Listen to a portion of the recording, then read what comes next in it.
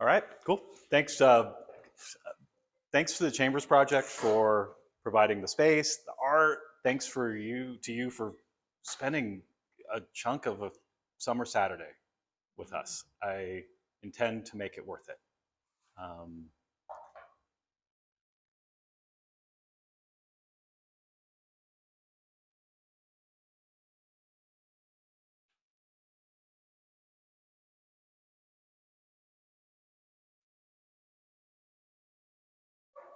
from another time, yeah. She was from another time, and yet we're just unpacking what she taught us way back then now. That we're more than flesh hanging off a skeleton, organs hanging off a skeleton, the mechanical action of origin insertion, that in fact she presented a model of the human body that is, or the human organism that is tensegrity, that is a continuous web, a continuous matrix of relationships of tension in which the skeleton floats. And when all those relationships are in balance, we feel levity. We feel that gravity is a friend.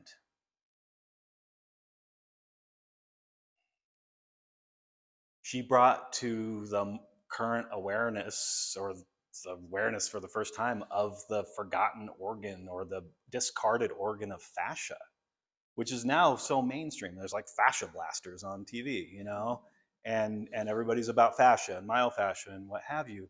But this was when she was born, and certainly most of her life, this was just the stuff that was scraped onto the floor during dissections, the stuff that was cut through annoyingly to get to the intervention, to do the surgery.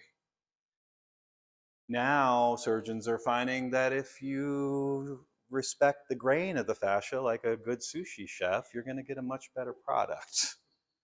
So they're paying attention to fascia too, and they're paying attention to a lot of things, including the extracellular matrix, the matrix of organic intelligence in us that flows through the fascia and flows through everything.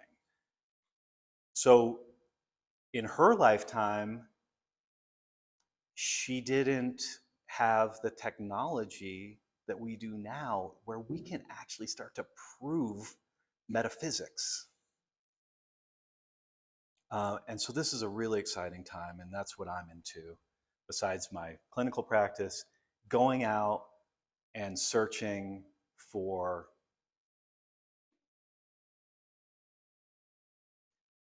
spirit through science.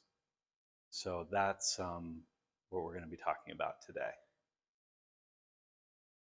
Ida Rolf considered, well, she's known for Rolfing. I'm a Rolfer. There's other Rolfers in here. Her word for her work, or her term for her work, was structural integration. Sounds a little fancier. She got stuck with Rolfing because at Esalen in the 60s, a bunch of hippies just started saying it was Rolfing, and she could never get free of it. She considered her work education. And the root of education, the word, is to draw out the wisdom and the innate intelligence that's already there. That's the Latin root of education. And in her 10-session protocol for balancing the human organism in relationship to itself, to the earth, to other people, to the cosmos, she created a recipe to draw out what's already there, that gets covered up through life, covered up through downloads, covered up through injuries, covered up for just coping. So she wasn't about treatment. She wasn't about interventions. She, in her last write, I read over and over again the last thing that she wrote, and she says, I have no interest in the palliation of symptoms, but a strong interest in the evolution of our species. the flip side of that is that her work, having been taken since math 30, 50 plus years since she died, has become really good therapy. So it works on symptoms too. A lot of you know that because a lot of you came to see me with symptoms that are gone now because of the genius of a process. And I trust the process. She said the 10 series of structural integration is your teacher, not me.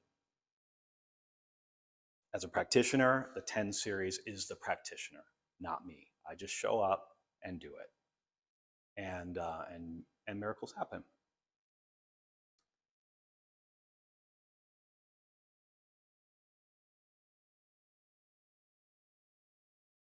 Single mom, 2 kids. I know most of the people that were close to her. They're my teachers, they're my friends. Nobody knows what their dad was doing. She didn't ever talk about it. She had her PhD in molecular biology from Columbia Medical School in New York City, Ivy League. She taught there. She worked for the Rockefeller Institute for a while until she just dropped out, got in her station wagon, and started driving around the country talking to anybody who had anything to say or do that could make permanent changes in the human structure. And she chased a lot of dead ends. She hung out with Buckminster Fuller and Alan Watts and Moshe Feldenkrais and Fritz Perls and all these like famous people that weren't famous then, that are part of our popular human potential culture. And she got most of her techniques from osteopaths, which were the original holistic MDs, bone setters, so that's where a lot of the work technically comes from. It also comes from yoga and Eastern practices and Chinese medicine. She was really into yoga theory. I asked my mentor last week, Beverly Silverman, who was the first woman to train with her in 1971, if Ida Rolf did yoga, because that's a story that's out there. And she's like, look at her. She was built like a brick. She was not doing yoga, but she was really into the theory of it. So, yeah, which is important. I'm actually not into yoga either. So, but the theory and Ayurveda really informs this work, and we'll get into that a little bit.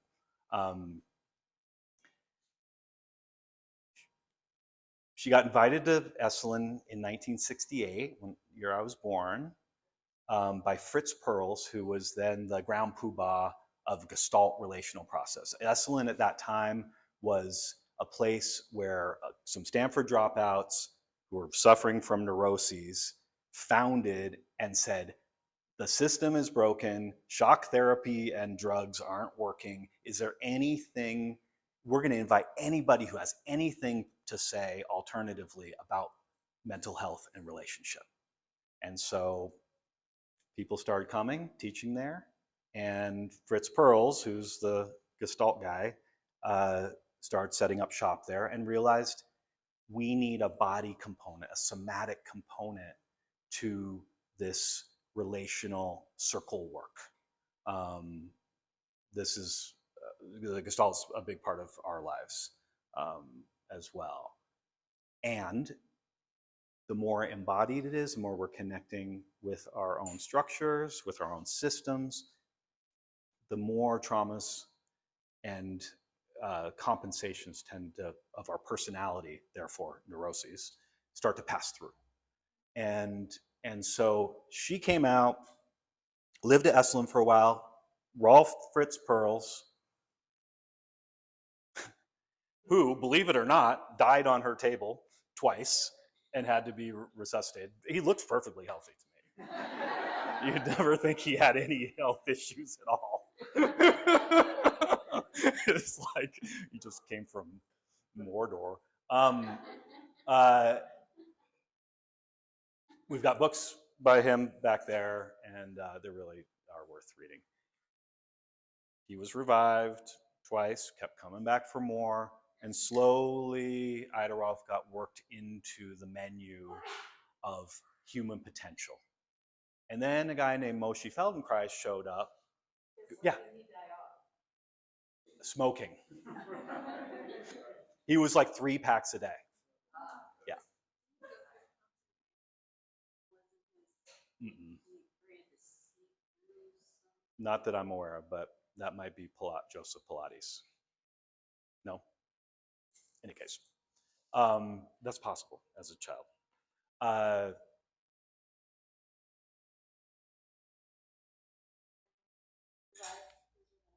Revived. Moshe. Moshe Feldenkrais, right. So then Moshe Feldenkrais shows up on the scene, who's an Israeli nuclear physicist and the judo champion of Israel. And about this tall, Ukrainian, originally Ukrainian, moved to Israel, became the judo champion, PhD, nuclear physicist, and like Ida Rolf, dropped all that to explore neuroplasticity through movement, meaning how to change the brain through movements that aren't in the patterning of a person's life. Stuff that got left out or stuff that got forgotten along the way. And so he and Ida Rolf had a friendly rivalry around, is it structure or is it function? She was structural integration, he was functional integration. So it's sort of like nature, nurture, art, life kind of debate. And it's both. It's both. We're so blessed that we don't have to argue about these things anymore, that we get to integrate and pull the best practices from all of these original pioneers. And so we find that it's, yes, making structural changes in the body with your hands and then putting them into movement that is new, that excites the brain and stimulates it and writes a new map. That's the mind-body experience. And so we get to do that now instead of arguing about it. Ad Esalen, all three, I mean, these are people with lots of PhDs and lots of science, and they thought their work was going to be entering into the mainstream. That Rolfing, Feldenkrais was going to be medicine, and Gestalt was going to be psychotherapy. And what they found was a bunch of countercultural hippies in the 60s during a really tumultuous time when people were examining race, gender, inequality, human potential, the loss of natural environments. Sounds familiar. Yeah, sounds like now. So here we are again. We're coming around to another cycle where edge runners like you showing up on a day like today may be a little frustrated with the system or really looking for more potential in your lives, just like your counterparts back in 1968 have an opportunity to lead a movement again. Because these ideas got co-opted and commercialized and specialized into so many branches that we take for granted now in body work, in psychology, in movement. There's hundreds of brands out there that are really just taking a piece of what they taught us and claiming it, and that's not bad. It's great because at least it's kept the work alive. However, we kind of threw the baby out with the bathwater because that was never their intention to be therapy. Their intention was to advance the evolution of the human species and to create integrated units of relationship that are healthier, and in more balance with the planet and the universe. So what we are doing today is putting that back out front. Does that make sense? Not here to trash any other way of doing things, including allopathic medicine, but to bring back the original intention of the human potential movement, which is human potential. Their work was largely directed toward, and these are their words, largely directed toward healthy people. And by that, I mean people who aren't suffering from major chronic illness, mental, physical, or otherwise, even though the work can be really effective there. But it's meant to increase the power of the individual and the collective at the same time through relationship. Does that make sense? Okay. So I feel like sometimes I beat that one to death, but it needs to be restated. It can't be understated, because really our lives depend on it.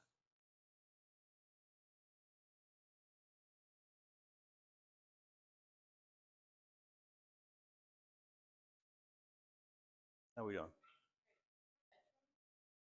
Yeah, Edge Runner. I got that from Ross. He's so clever. Guys, good. I shouldn't have given him credit. He just owned it.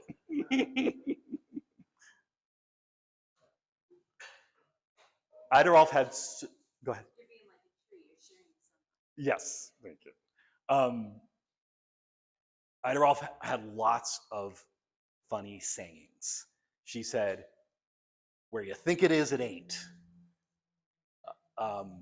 She would say, "Put it where it belongs and make it move." These really absolute statements for a little old lady with a bunch of PhDs. But they were invitations for action, invitations for critical thinking. That's what this work is about. It's about challenging you to draw out and start coming up with conclusions that work for you, not for anyone else. And so she would throw those things out. And one of the things she loved to say is the map is not the territory. So here we have a map of our area. And it was probably really helpful for some of you who have never been to this location before to get here, right? Google Maps or some form of map. It got you here. We're all here because of those directions and those names. And yet, that map doesn't tell anyone anything about what's going on in this room right now. It doesn't tell anyone what's on special and how much laundry detergent is at Natural Selection next door, or the price of gas across the way, or whether someone doesn't even want to be here right now, or does. It's just a set of markers and names that make sure that people who are interested in getting to the same place at the same time do.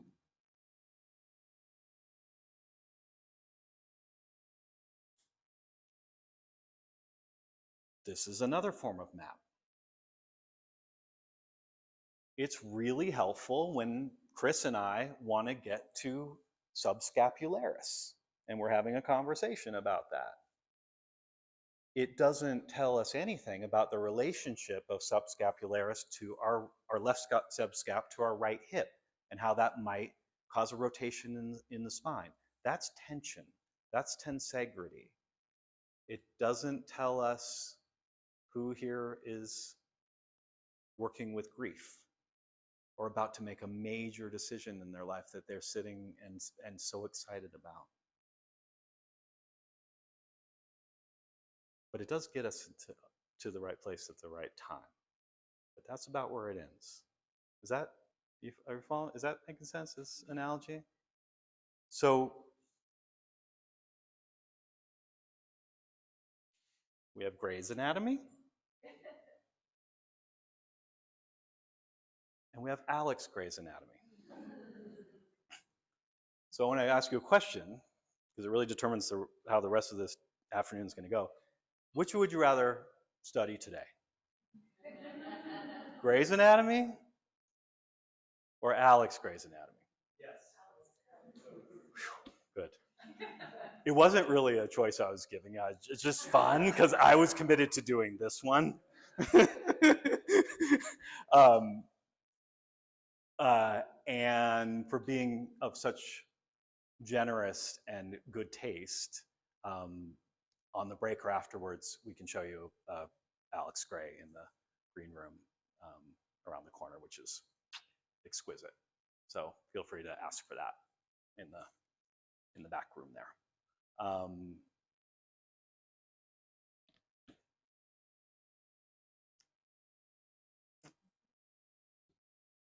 How's everybody feeling? Those chairs are not comfortable at all. They can be sitting on lush. That's true. Like, easy for, they could be sitting on lush grass if they just use their imagination.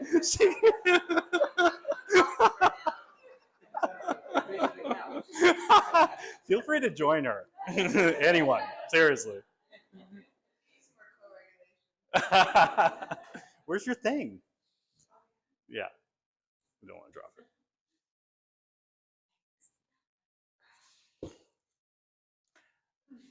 I had all funny, interesting invitations through words.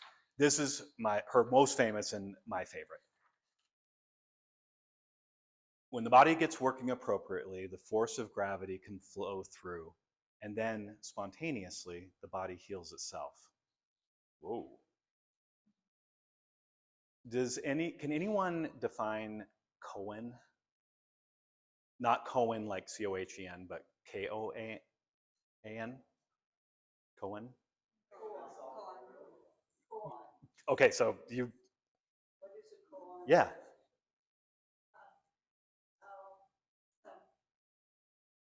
Exactly. Yes, but it's something that you work once you are hooked in one, you may spend your whole life, and it's a process. It is a process, and through this process, you make discoveries about yourself, and that you're not separate from that is, with more and more, hopefully, consciousness and awareness of that lack of separation.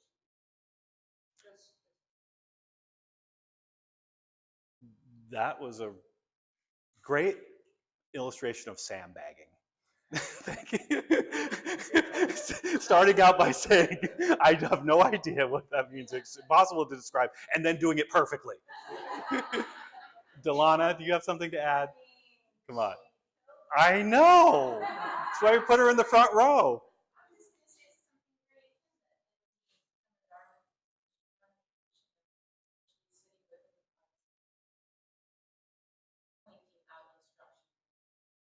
Beautiful. Yeah, an unsolvable riddle that's still worth devoting time and energy into solving or exploring. I like to think of a lot of her writings as koans, because she knew she had to she couldn't give us the answers. She had to create a lasting protocol, a lasting document that would change with the times.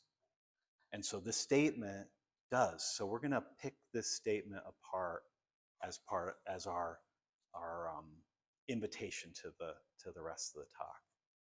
So what catches my attention first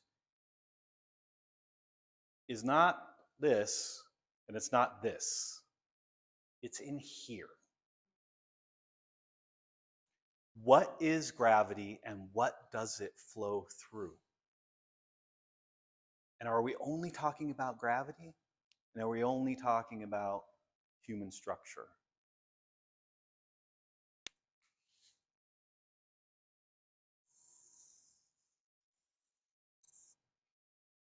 So let's talk about what it flows through. What is the smallest denomination or smallest form of human life?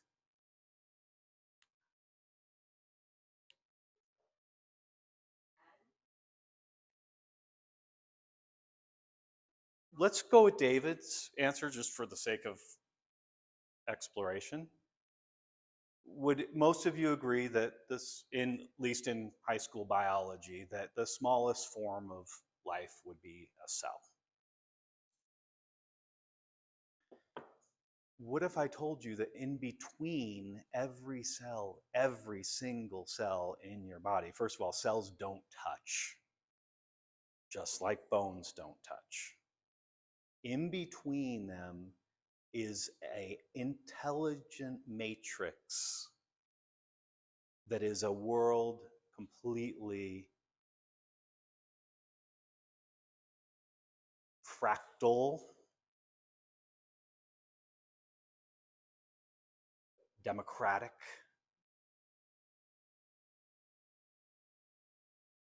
and isn't cellular. No, it's not cellular. These are not cells.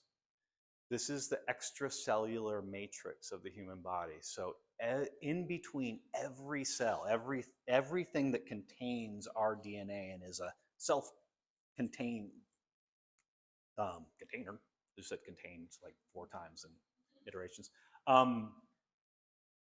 is this matrix of fluid that is more chemical in nature than it is biological. Following? Sort of? So there's electricity, is that where the electricity runs? But we are also electrical beings. So let's start the list of what flows through.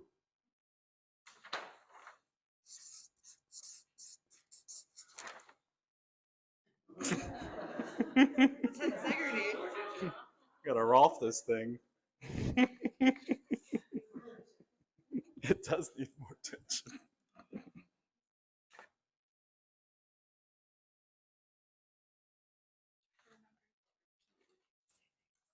Okay.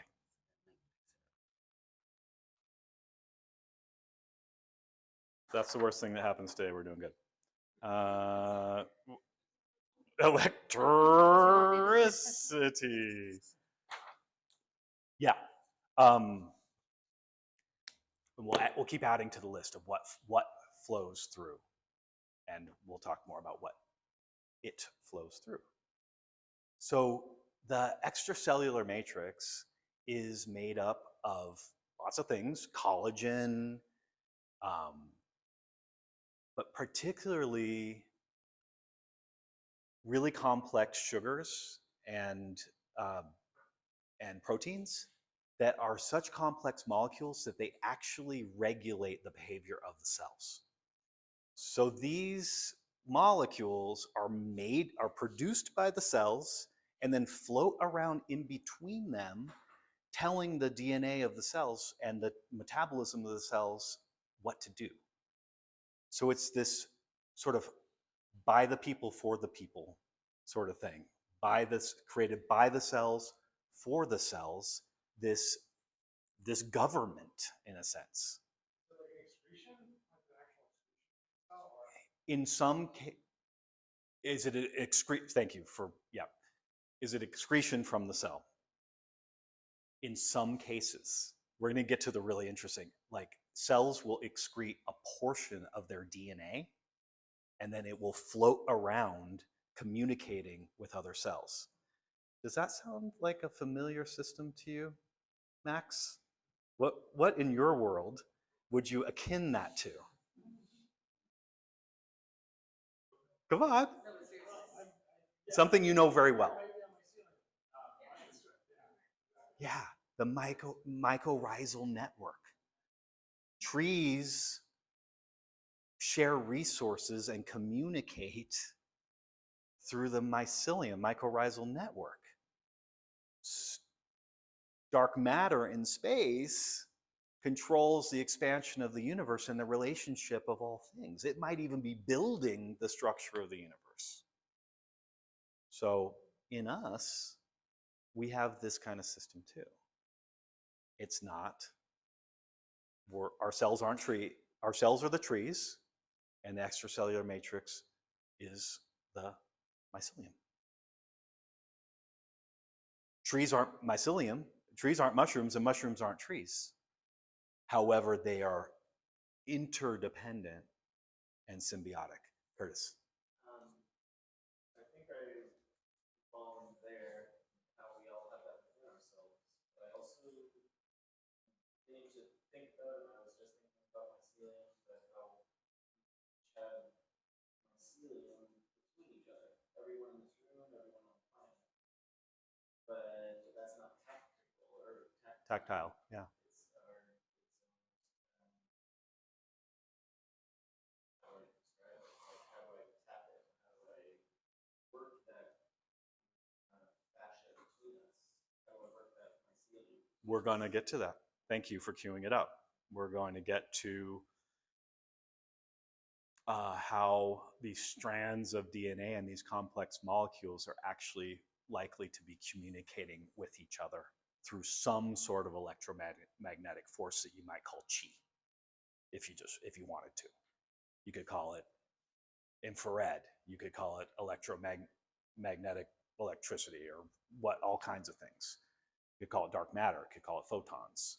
We're gonna explore that. Thank you. In fact, we're going to explore it right now. First, a boring slide before we get to the good stuff. This is the most boring slide I could find on the extracellular matrix. And still, it's really not boring when you read between the lines. Occupies the space between cells. Okay, we covered that. Determines how tissue looks and functions. That sounds kind of important. Communication highway between cells. Whoa, that's getting my attention. Regulates cells' dynamic behavior. Is a non-cellular, meaning this is not life, component present within all tissues and organs, and provides essential physical scaffolding for the cellular constituents, but also initiates crucial biochemical and biomechanical cues that are required for tissues morphogenesis, differentiation, and homeostasis, which pretty much says it's doing everything.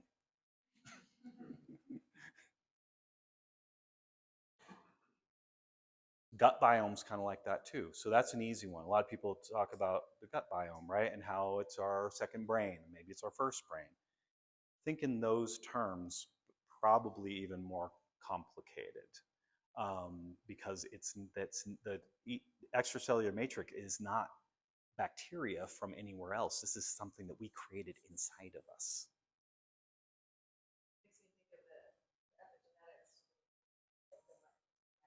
Exactly. Makes her think of epigenetics, which is what Ida Rolf was. The word epigenetics didn't exist when she died, and it did. She would have used it a lot. I can pretty much, yeah. She's. Can we change the genetic outcome in our lifetime? If that's possible, it's happening in the extracellular matrix. You can also start to think, okay, this is all great, but what happens when things go wrong within the matrix? All of that starts to get interrupted. Communication, morphogenesis, cell regulation, the look and the function of tissue. We're making a really good infomercial here for keeping things flowing in the body that aren't just cells. Things flowing that we haven't been able to see until just now. What are the things that cause dysfunction? Yeah. Well, what are the things that cause dysfunction? Let's just say the number one, public enemy number one is inflammation. And that's on everybody's book list right now. And we're not talking about inflammation that happens when you bump your elbow on something and it swells up to protect your bone. We're talking about chronic inflammation from things like nutrition or radiation or toxins that start to interrupt the function of not cells, but the extracellular matrix communication that the cells require, just like as if you took the mycelium out of the forest, what would happen to the trees?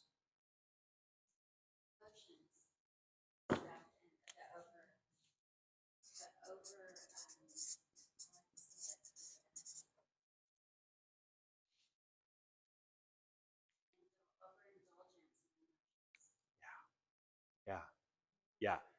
Thank you. Yeah, great one. Emotions and overindulgence in emotions can interrupt the communication quality between cells via the extracellular matrix. So many things can interrupt. So we want to start thinking of these things flowing through us rather than getting stuck when something that is toxic, whether that's a thought or coming from a cell tower or what we ate for dinner, gets stuck. Inflammation comes in to protect us from it. And the inflammation reduces the quality of communication between cells via it's sticky, it's gunky, it's damming up a river. And now cells, it's not inflammation that's the killer, it's the cells gone wrong through misinformation via the interruption of the extracellular matrix by inflammation. It's kind of like society. When information is misdirected or held back or inhibited in any way, we don't function very well and we start attacking each other. So inflammation is obviously a response that our body does something. Yes. So it has purpose. Yes. Inflammation has purpose. It's our body's response. In the words of Gil Headley, who's our dear dissection anatomy teacher, Kate and I do a fair amount of dissection. And we'll be in a body and we'll come across a tumor or something that was clearly a dysfunction, and we'll be like, oh, and he'll run over to the table and he'll say, that's the solution. Everything our body does is a solution. Sometimes too much solution kills us. Just like culture. You know what I mean?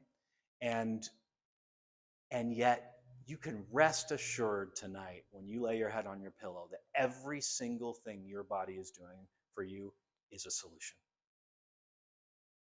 That's really comforting.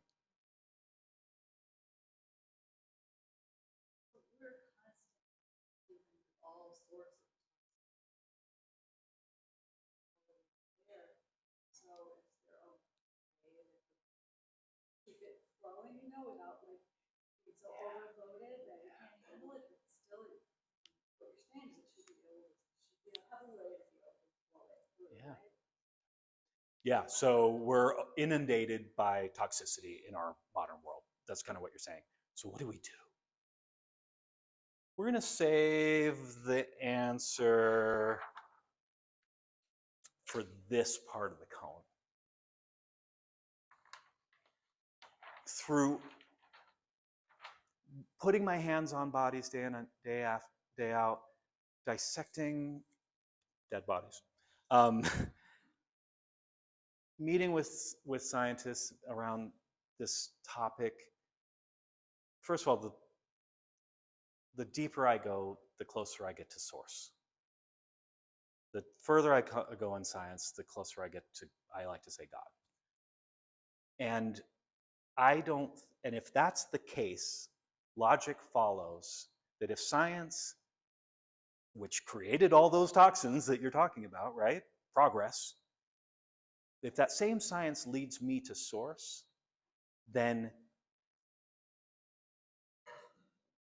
I can trust as a creation of that source that my body's going to figure that out with some help, perhaps. Does that work for now? Yeah. Even the toxins are solutions to problems that then create toxins. Thank you. Yeah. Exactly. And it would be so nice to start shifting our language around this, right? Instead of a us versus them. Understanding compassionately what our profiles are. I don't know if you know what I mean, but we all have profiles. Yeah. Yeah. And so understanding compassionately what we do habitually, what we think habitually, what those profiles are, where we have a tendency to go that we usually hate ourselves for. Yeah. Instead, shifting that Yes. so that we can have compassion for that space we go into. Yes. Acceptance, forgiveness. These. Yeah, I think I can. Will you repeat it? Can you say in the profiles? Yeah, like sort of our blueprint, our doshas, our Enneagram number, our Yeah, it could be any of those. yeah, it could be any of those. We are in discovery for in my Yeah. my life is Chinese medicine, but other systems. Yep. We almost have to like fully go into those systems to really understand it and apply it to ourselves. Yeah. It's all valuable. And yet we use these systems that were there to help us to judge ourselves and to separate from our brothers and sisters a lot. So what you're saying, I heard, is more compassion, that you let these systems that help us organize our view of ourselves come in to help us through compassion and acceptance. Yeah? All right. You've earned the right to move past boring slide.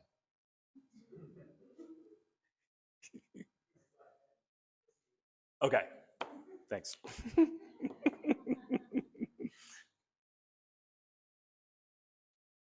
The extracellular matrix. Just a chunk of it.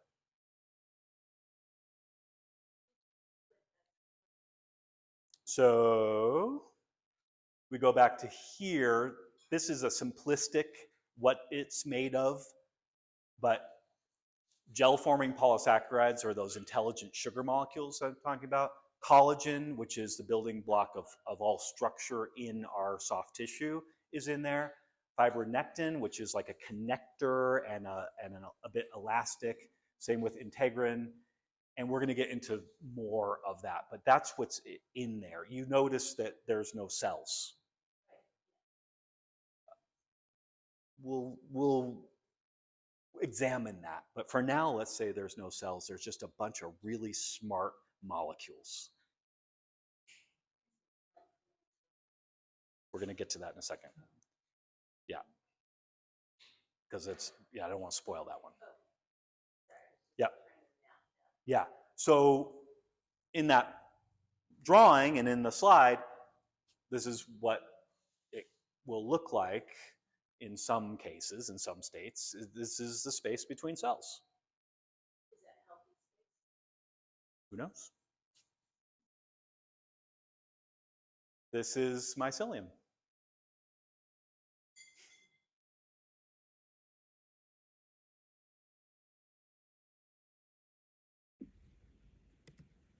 With rings that reinforce the solidity like an articulated bamboo stem. Transparent sails, dewdrops. Travel along these pearly structures, and you notice the same fractal arrangement everywhere. Large fibrils endlessly punctuated by other smaller ones. The tissue continuum is total, the marriage homogeneous, and the arrangement completely fractal. A world of fibrillar chaos.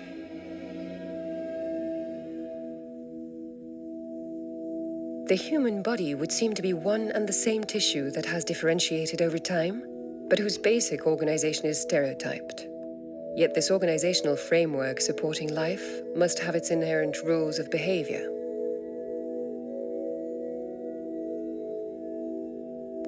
How are these structures organized? How do they resorb and move, and what role do they play? To use the jargon of physical mechanics, the arrangement can be termed a complex one, completely stable and in search of equilibrium. A system with tremendous capacity to resist and adapt to change. For physicists and doctors alike, there is no other such entity with so much cacophonous movement on the microscopic and macroscopic level. Movements involving the muscles, fluids, fibrils, and cells. Here we are at the very heart of complexity.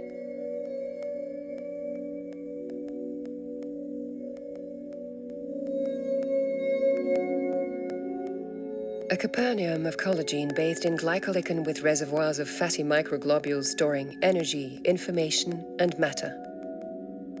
A communications network for exchanging energy, matter, and information between the component parts of the system and the various reservoirs by way of a torrent of blood rushing between the nerves, veins, arteries, and cells. Abbreviated version, that's pretty long, it's 20 minutes. But it's called Strolling Under the Skin, and I highly encourage you to YouTube that. This is some kind of tiny microscope that can get in between cells in living tissue. So most of this kind of research has been done on dead tissue. This is a living human, what's going on in a living human extracellular matrix between cells while they're alive. I just love her voice. Dewdrops. Oh, I can't even. I wish I could say it. You know, I would put myself to sleep at night. Just dewdrops. Strolling. Yeah. Jean-Claude Gumbarteau, a French anatomist and physician, made this his pet project to show us video of the matrix in between cells in living tissue. Pretty cool. Fractal. Who can define fractal? It's everywhere in this room. I think that's why we're so excited about doing this here in this gallery. Anyone define fractal? It's gonna come up. Yeah, a repeating pattern. Yes, infinitely out, and it can look like a giant version of itself made up of tiny versions of itself. No matter how you fold it, it's going to be the same thing, but it could appear in different forms. Yeah. Is it also that in what appears to be this disorder or chaos, Yes. in fact, Thank you. you have perfection? Thank you. And that's what Strolling Under the Skin told us. What appears to be chaos is in fact perfect order. There's us. But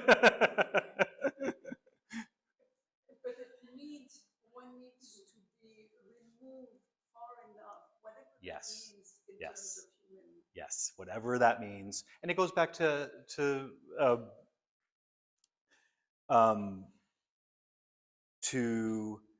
the non-judgment. Yeah, non-duality, particularly toward ourselves. I hope that the science here leads you to that view of yourself and the people around you.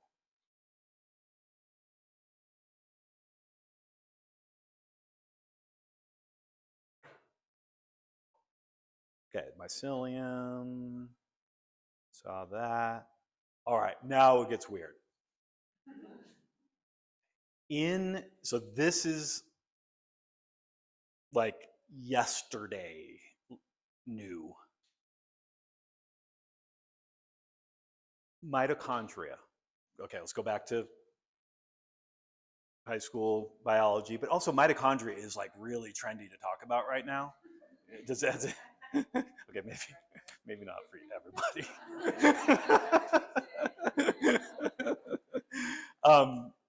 What is mitochondria? Come on, someone take a stab. Powerhouse of the cell. All right, Chris, you get a kiss. David. I know you're not having sugar, but You can give it to someone; they'll love you. Powerhouse of the cell. It's in the cells. They're organelles inside the cell that powers the cell. That's the traditional definition, and that's absolutely true within the cell wall. But what if I told you that mitochondria is floating around in the matrix in between your cells? What does it do? Why would a bunch of sugars and collagen need power? They don't need power at all. The cells need power. They metabolize. And Maria says, because they're transporting a message. Also the waterways. Yeah. The waterways. The what was that word? Sinjiao. Can you? Simple burner. It's the waterways of the body that help to move our blood. Yes. Energy. Mitochondria is that what you're saying? Is part of that? Yeah. Well, it circulates. Right. Right. You ever wonder how fluids travel against gravity through us? Yeah, that's a whole topic for another day. So communication with other sources, yeah? So guiding the direction of fluid, like literally the waterways. I would agree. And that's what research is showing, that this is happening, but we're not sure exactly to what extent this mitochondria, which is just a fraction of the DNA of the cell and a fraction of the DNA of the mitochondria within a cell. It's a piece of our DNA floating around in between our cells for seemingly no reason, according to the old paradigm. But they respond to energy. They respond to infrared. They respond to electromagnetic. They seem to even respond to emotions. There's a possibility, and I suspect as we get in the next decade or so, we're going to identify all sorts of types of information coming from what we call space, our planet, and each other that is going through the extracellular mitochondria, being as like a foreign language, being translated and communicating to the cells. Now that has been proven, that the mitochondria is communicating with cells and governing some aspect of their behavior, particularly the expression of their DNA, how they reproduce, how they move, how they respirate, and much more. So that's been proven. What's not been proven is where the mitochondria is getting this information, or what the information even is. But logic tells me that if one piece is happening, the other piece has to happen too.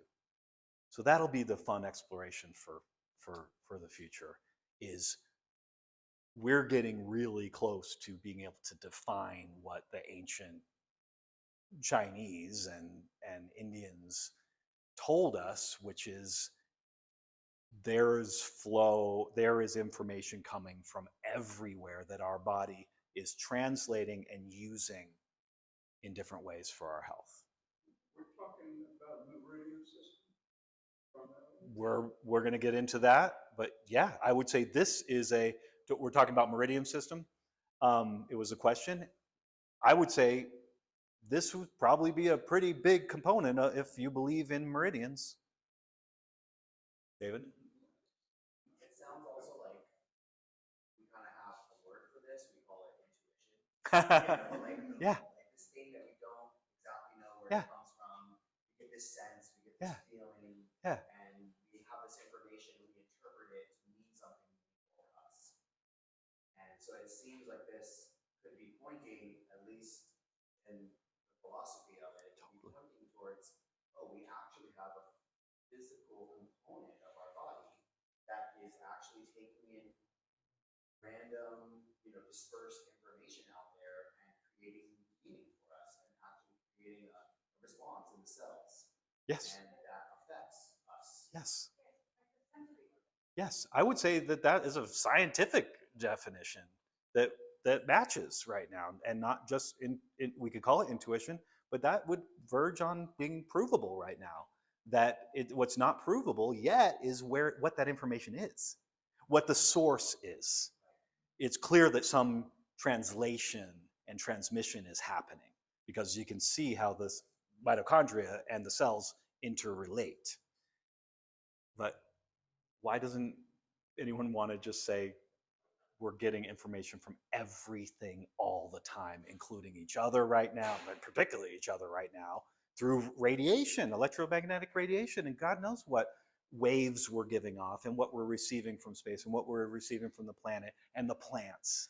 I mean, doesn't this feel so good to know that we are in the middle of this exquisite communication that is holding us, that we don't have to figure out exactly? We just have to believe and interact with it and allow. Curtis. I've been thinking about this as well recently, where sound Yes. is vibrating. Everything has a vibration.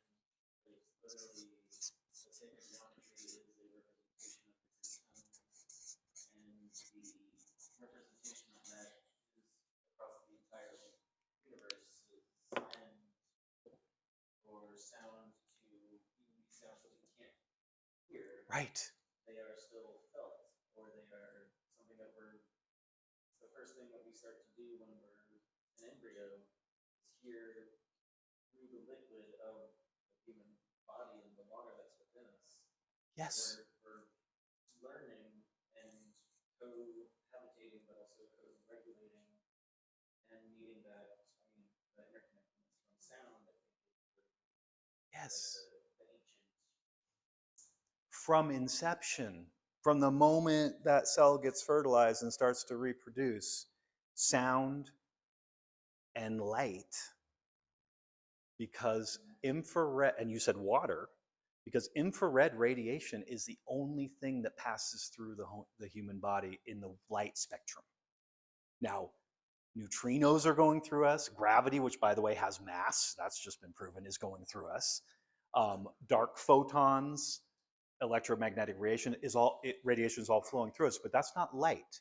Infrared is a light wavelength and is flowing through us, which means in the womb, we are receiving water, sound, and infrared, which I would argue are all building blocks of human life that we require in order to go through our embryological process. So I just think that's my fascia. That's the fascia that I'm talking about. Yes. So Stay with that. Yeah. Yeah. Sound. water. You also said vibration. Heck yeah. Vibration can come in lots of forms. Sound, vibration, water, and all kinds of spectra of light, mass, things that dark matter is 65% of the universe, and yet we still haven't been able to see it, but we know that it has mass. There's lots of that coming, so stay with that. Did you have a question a minute ago? Okay. Yeah, so we start to consider how the unseen or previously unseen is actually guiding our systems of health and relationship within our body. I mean, the fascia was unseen a few decades ago, let alone the extracellular matrix, which is in fascia. Which one? This. That's a mitochondria. That's an extra. That's the actual. What's the picture? This is the actual extracellular mitochondria.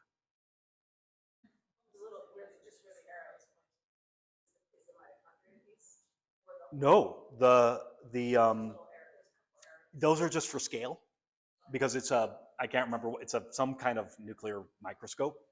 So they are able to dye the living tissue and then take some kind of fancy photograph. Yeah. There's extracellular mitochondria in blood. You talked about hydraulics. So apparently there's tons of extracellular mitochondria in our blood, which blood is actually considered to be fascia because it comes from the same stem cell as our connective tissue. Oh, interesting. Yes, our heart comes from the same stem cell as our fascia, and all of our vasculature, including the blood. Trippy.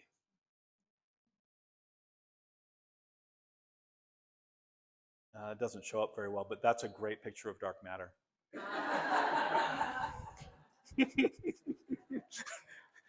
From the James Webb Telescope. Just new, the newest picture of dark matter. Cost us $37 billion. Okay, it gets weirder. Extracellular RNA.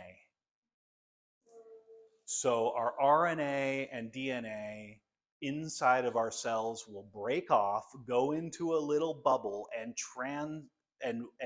journey over to another cell to deliver it some kind of message. Shannon. What breaks off, or what breaks it off? A partial strand of our DNA, of the nuclear DNA of the cell. Which chromosomes, for instance? Let's say it's like a tenth.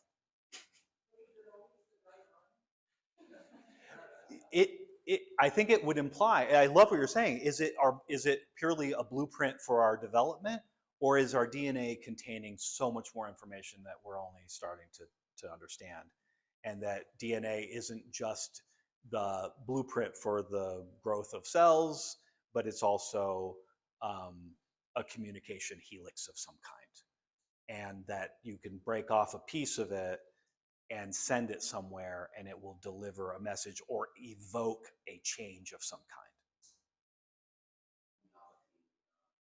Totally. Yeah. That's great. Homeopathy within the body. Like smaller is bigger.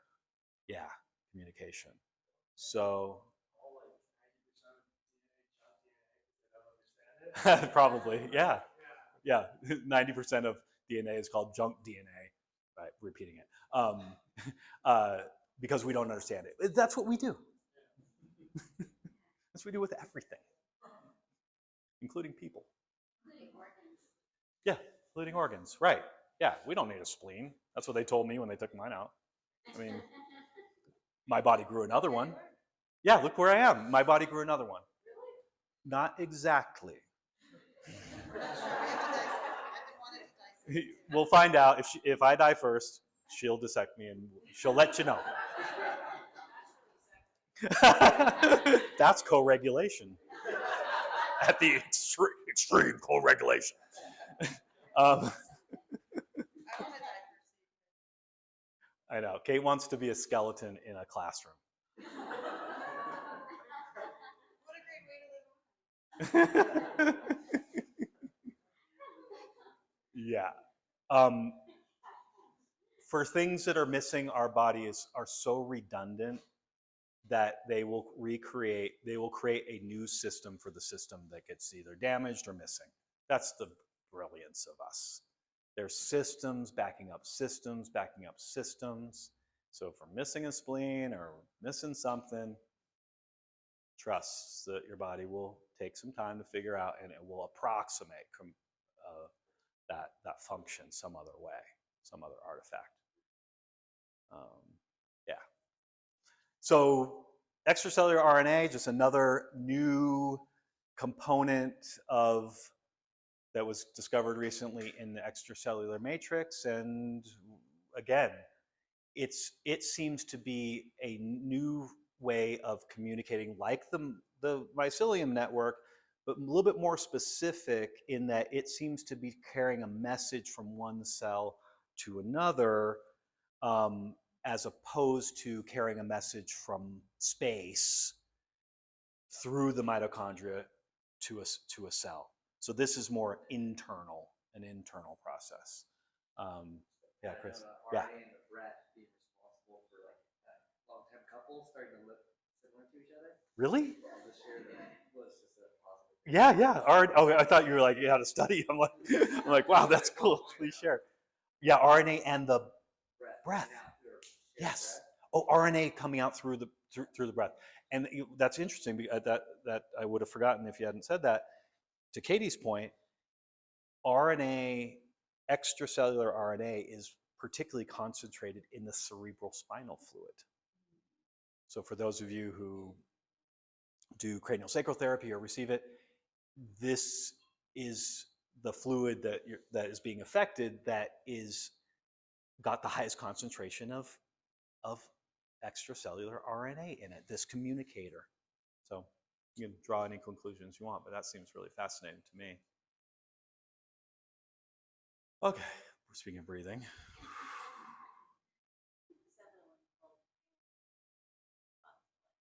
Thought blood? God's blood. Yeah.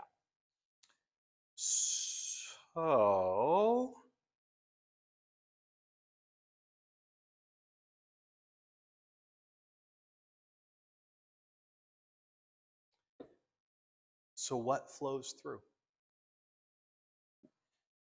Where are we, first of all, on the spectrum of this journey? We're still in the extracellular matrix, right? We haven't even gotten to any other system in the body. We've talked about the basics of polysaccharides and sugars and proteins being this made by the cells, for the cells. They govern, they regulate. We've talked about collagen fibers. Now we're talking about the leading edge stuff on extracellular mitochondria and RNA. So if that whole thing is a communication network and an antenna for the universe, which is basically what you have to, if you believe what we just talked about, you have to believe that. What's flowing through us? What do you want to flow through you?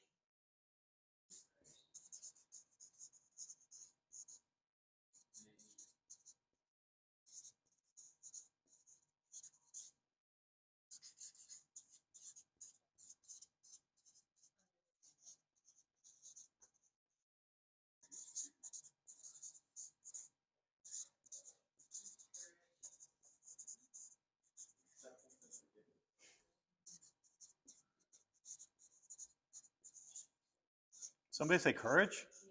Cool. Yeah. Who's to say that's not creating a metabolic process in our extracellular matrix just as the same as like carbohydrates do in our digestive system in our blood? You gonna argue with me? You know, it's like these are food groups too.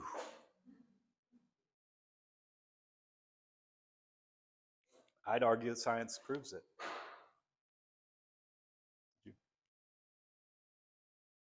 Cool. So, thing is making me think of that quote by Rilke about living into questions, because we're not ready for the answers. So everything is just living into all the possibilities and questions. The question is the answer. That's the koan.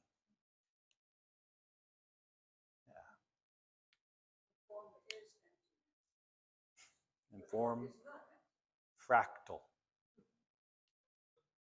Yeah. Want to take a stretch break? Yeah.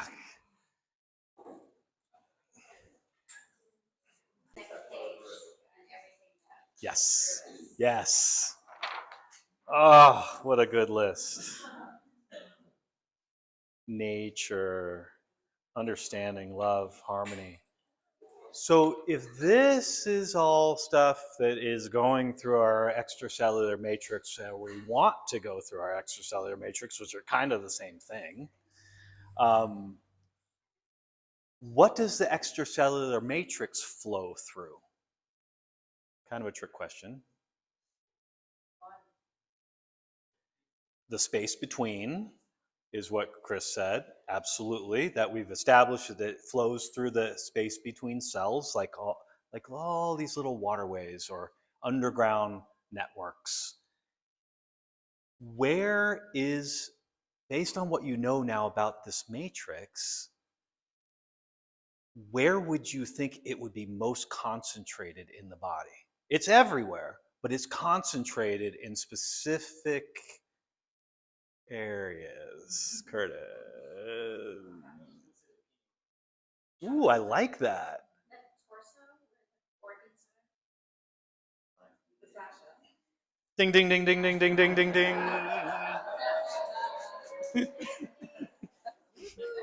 You get one too, just for being handsome. I mean, it was kind of a setup because you know I talk about fascia. But it makes sense because it looks like a highway. It is. Yeah, let's just jump ahead.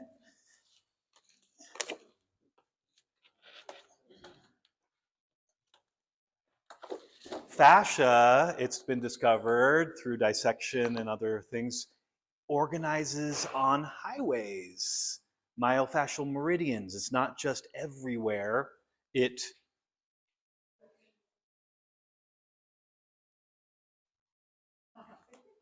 Oh, holding? Yeah. Oh, wow. Great.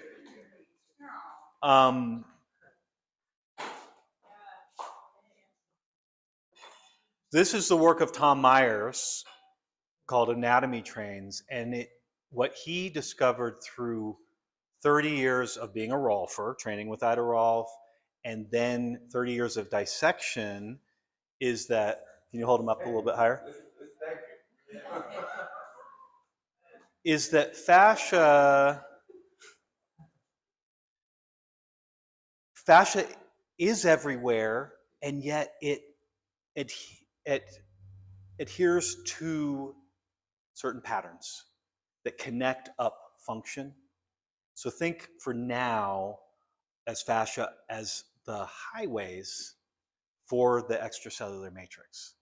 So if fascia is the highway, then the matrix is the car, in a sense, just to put it really simple.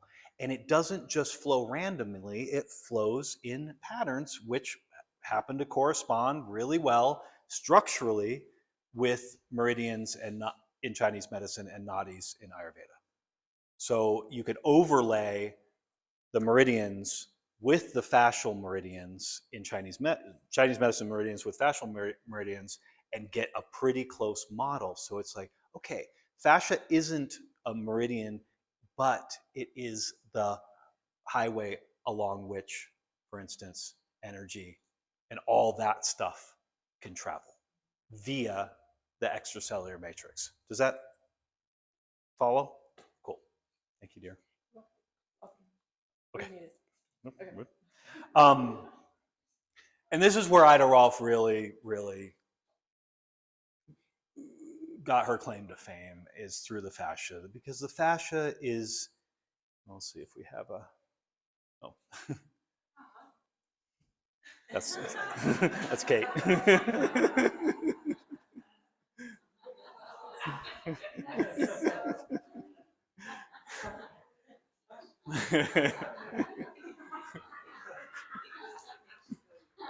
Yeah, snuck that one in. Fascia is the organ, Ida Rolf called it the organ of form. And the reason for that, just some cool pictures of fascia. The reason for the organ of form is because fascia is made out of elastic and plastic and moldable constituents. It's a lot of collagen, which is actually quite stiff and doesn't stretch, it doesn't change shape, but then you've got elastin and all these other constituents from the extracellular matrix that make for a an organ, if you want to call it that, that is ubiquitous in our body, that can respond to every experience we have in our lives. So we start to take the shape of our experiences. And conversely, it can be shaped and sculpted by definition too, because it's elastic. It has elastin in it, and it has hydration, and it has all these molecules that can be redistributed and go anywhere from a gel-like substance to literally bone and back again. And glue, sure. So it makes a really good case for, in therapies, particularly structural therapies, but also psychotherapies, to know that fascia as an organ of form can be manipulated in the same way that it can be molded by our experiences, including our thoughts. We think about injuries, that's an easy one. But our emotional anatomy becomes part of us too. If I'm depressed, I'm going to eventually take the shoegazing state, and it's going to be hard to get out of, because my fascia is going to come in and do for me what I'm telling it is my priority. If I'm working a drill press all day, my fascia is going to reinforce my shoulder to make sure it doesn't come apart. But when I quit that job and want to become a yogi, that's going to be a difficult transition. But it'll support me in that too, with some help.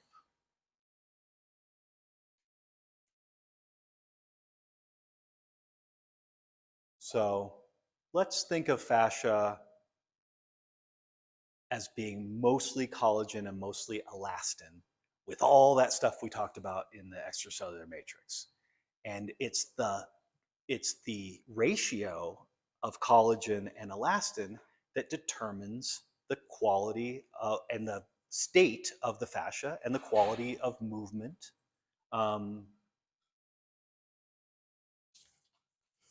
But an experience is worth 1,000 words. Would somebody help me pass these out?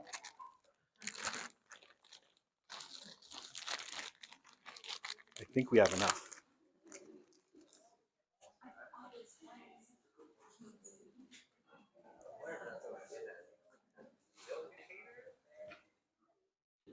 Yep.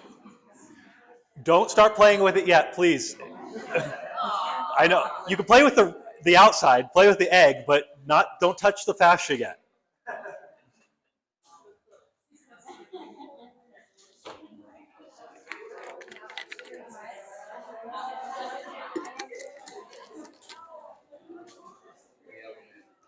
Thanks, dear. Appreciate it. Are we out? Nope. So, wow.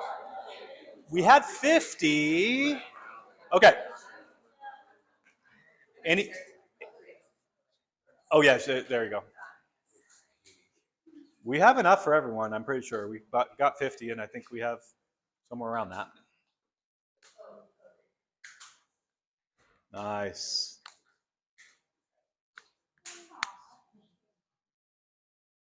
Thanks, Curtis. Anyone? Okay, now we get to play. I'm not trying to be too bossy here, but it's important. You only get one chance to do this with Silly Putty. Thank you. Okay, so go ahead and open it. Don't touch it. And with your putty, poke your finger into it hard, like bonk off of it. Okay? Okay. Yeah, like, are you getting any feedback, any cushion at all? Not really, right? It's hard. It's like this floor. Okay? That's one state of fascia. It can be hard as bone. Now, let your finger go into it at the speed that the fascia will allow.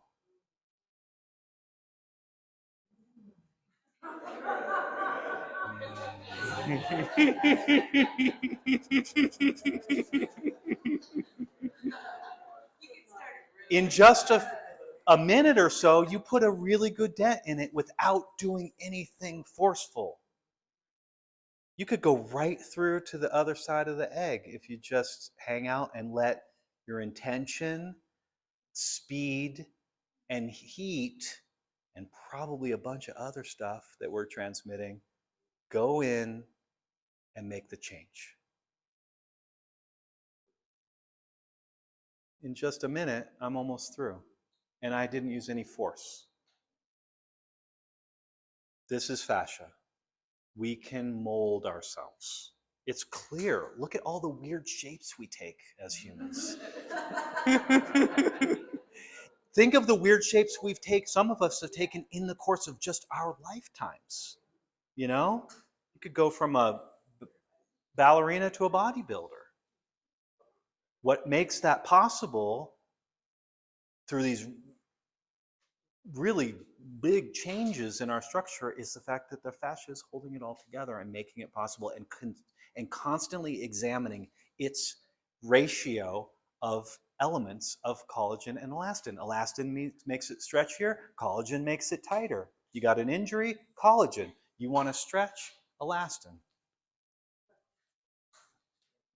Not yet. Let's get to something fun. Okay. See, you have to deal with boring slide before fun. Every time. Okay, super quick. Not that quick.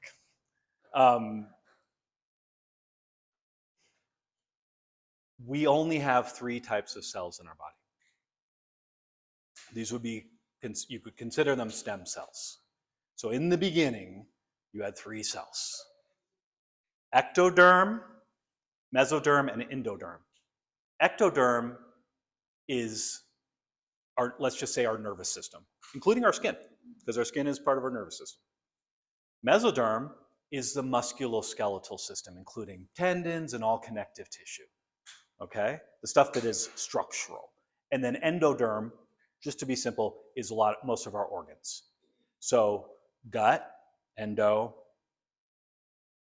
structure, bones, muscles, tendons, fascia, meso, and nervous system, brain, ecto.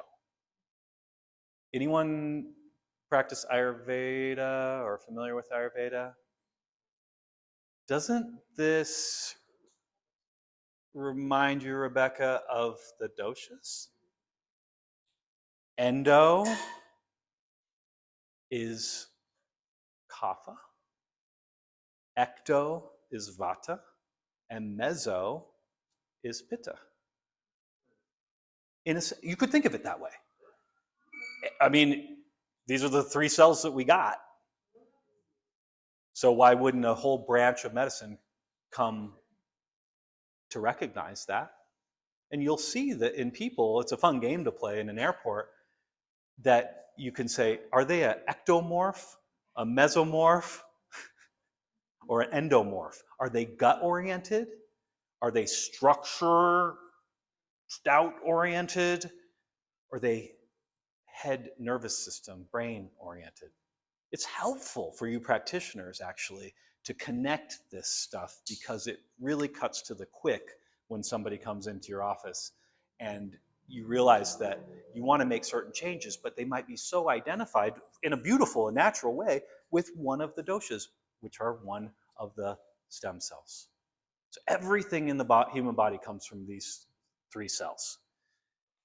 We're going to talk about the mesoderm because that's where fascia comes from. That's where bones come from. That's where tendons come from. That's where ligaments come from. All the soft tissue, which bone is a soft tissue that just has a bunch of calcium and other minerals in it. But in the beginning, in the womb, and even our first couple years, bones were flexy. And they got increasingly less flexible because they got more and more minerals in them, which is good, and they began producing blood.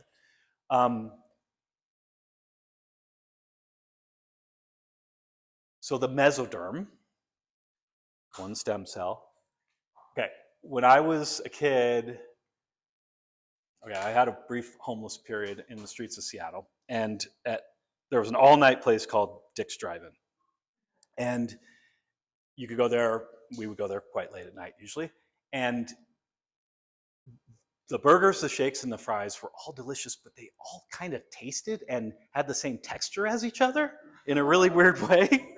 And so me and my friends, who clearly at like 4 in the morning were not on any kind of hallucinogens at all, or mind-altering substances, came up with the theory that there was a vat of stuff under Dick's, and then they pump it up, and it just gets distributed into the different forms. Fries, shakes, and burgers. Yeah, it's probably not that far from the truth. It's kind of probably pretty reasonable. This is the mesoderm. The mesoderm is a vat of one type of cell that then gets differentiated based on our DNA and our life experience into different things. So the bone and the muscle attached to the bone through a tendon and a ligament come from the exact same stem cell. It's just that one has different forces on it. The bones need to be solid members floating in soft tissue to give anchor and to give purchase. Something like a tendon needs to be super stretchy, and something like a muscle needs to contract to make that all work together. But they all flowed. And so we have this image based on the Gray's anatomy that it's almost like we're machines, where we have a bone and then a muscle gets attached to the bone with a ligament, and then there's a tendon, and then the tendon gets attached to the muscle, and so on. But in fact, there's gradations of that whole thing. If you take a bone and follow it to the other end of a muscle, you can't tell where the calcification of the bone ends and where the stiff collagenous aspect of the tendon ends, and where that turns into the myofascial wrapping of the muscle, which is quite stretchy. It's the hardest thing to explain, and it is the most important thing to know about us.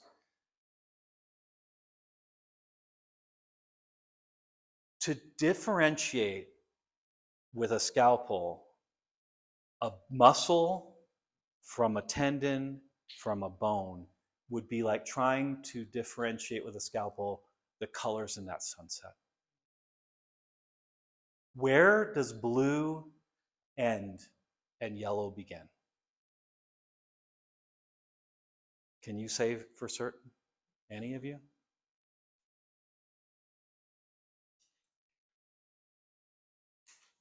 How can you dissect out strata of sediment in southern Utah's wave? How can you be sure that you won't get one grain of white in your pink? Where do they end? This is our soft tissue structure and bone. It's a fade. Folding, fading. That's how we're so strong, because nothing gets attached to anything. So it can't break off very easily. Everything fades into everything else in our structural system. Organs, that's a different story. But bone, muscle, fascia, tendon, ligament is this fade. We start as the goo. And then our genetic blueprint plus tension and then life experience creates different densities out of that goo, but it's all one matrix. Play silly putty again. So with your neighbor, stretch your silly putty until it starts to get weak, and where it gets weak, make a bone, make some density, and then stretch it in a different direction. And where it starts to get thin, thicken it up with some calcium and minerals and more collagen. Fold it over. Whatever you need to do to keep it the most elastic without breaking. Sometimes you'll have to put a bone in there, a big chunk. Other times you'll have to put a tendon in there, which is slightly less dense.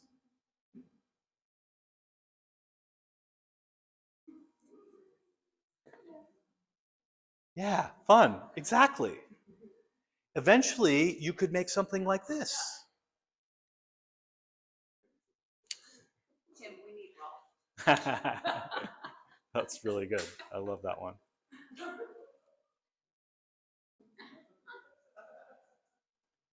So our genetic map plus forces of gravity stretch our tissue to a point where the body says, I have to put more collagen, more elastin, more mineral to form something hard, to form something stretchy, to form something both. And that's how we took shape.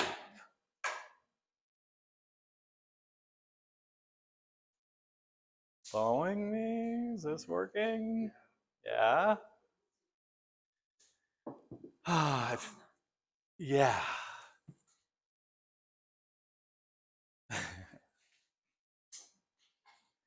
Okay. Just to illustrate, this was a heart where they washed away everything except fascia.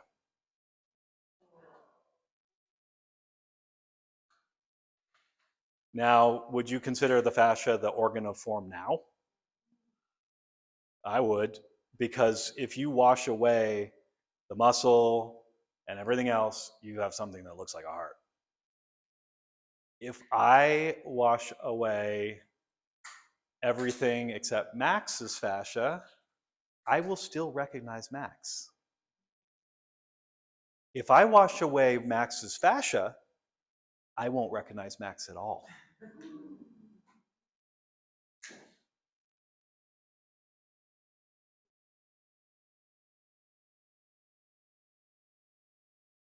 Cross-section of a femur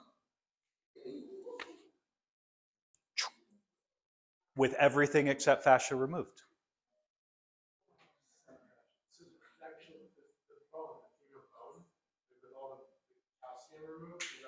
That it's the bone and all the muscle.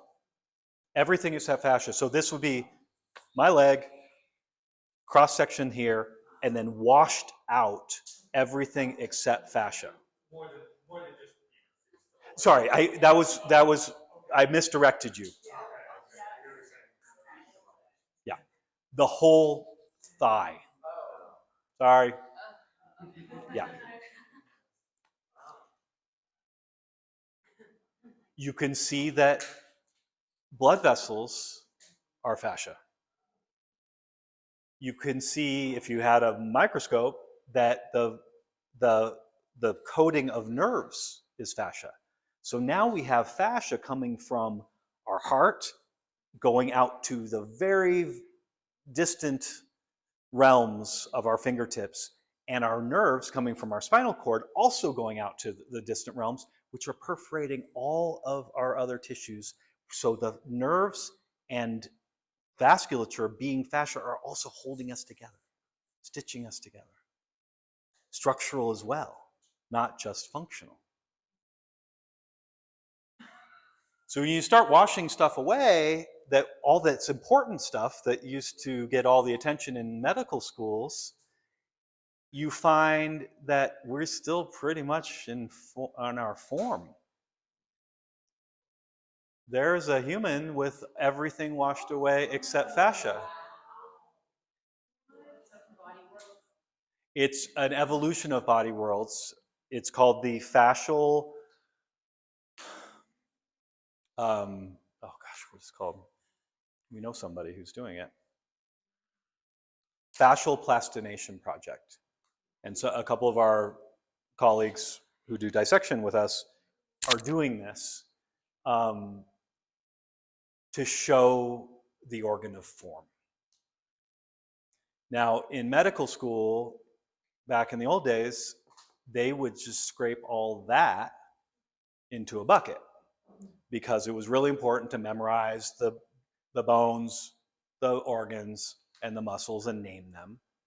And yet, we've just learned that the meaning of life is literally contained in the fascia via its ability to interact and change form, and the fact that it has the extracellular matrix in it. So I don't know about you, but I'm not going to throw that away. And it would make sense that something that important to our relationship to everything and ourselves would still have its shape if we took everything else away. So we talked about the book, Heart's Not a Pump. Yeah. And I don't think he had this information when he wrote that book, but it gives that all of that a whole new meaning, especially with the fascia being the highway for the fluids. Yes. And the heart, and then the mitochondria being the powerhouse that is pushing the fluids and it's not Yeah. the heart. So Yep. it's bringing all that into like this focus. It is. And just a perfect segue because we're going to get into hydrostatic forces here in a second. The book that she's referring to is called Human Heart, Cosmic Heart. And it picked up where Da Vinci left off 500 years ago. With Da Vinci was put out there that the heart is not a pump, that it's actually a blood spinner. And now it's taken us 500 years to actually realize that that's true. So more toys.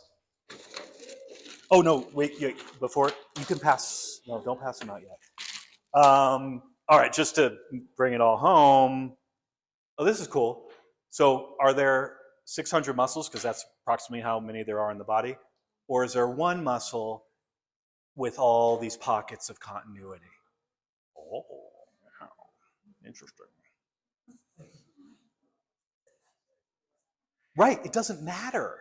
Muscle can only contract and release. If you eat meat, you're probably eating muscle.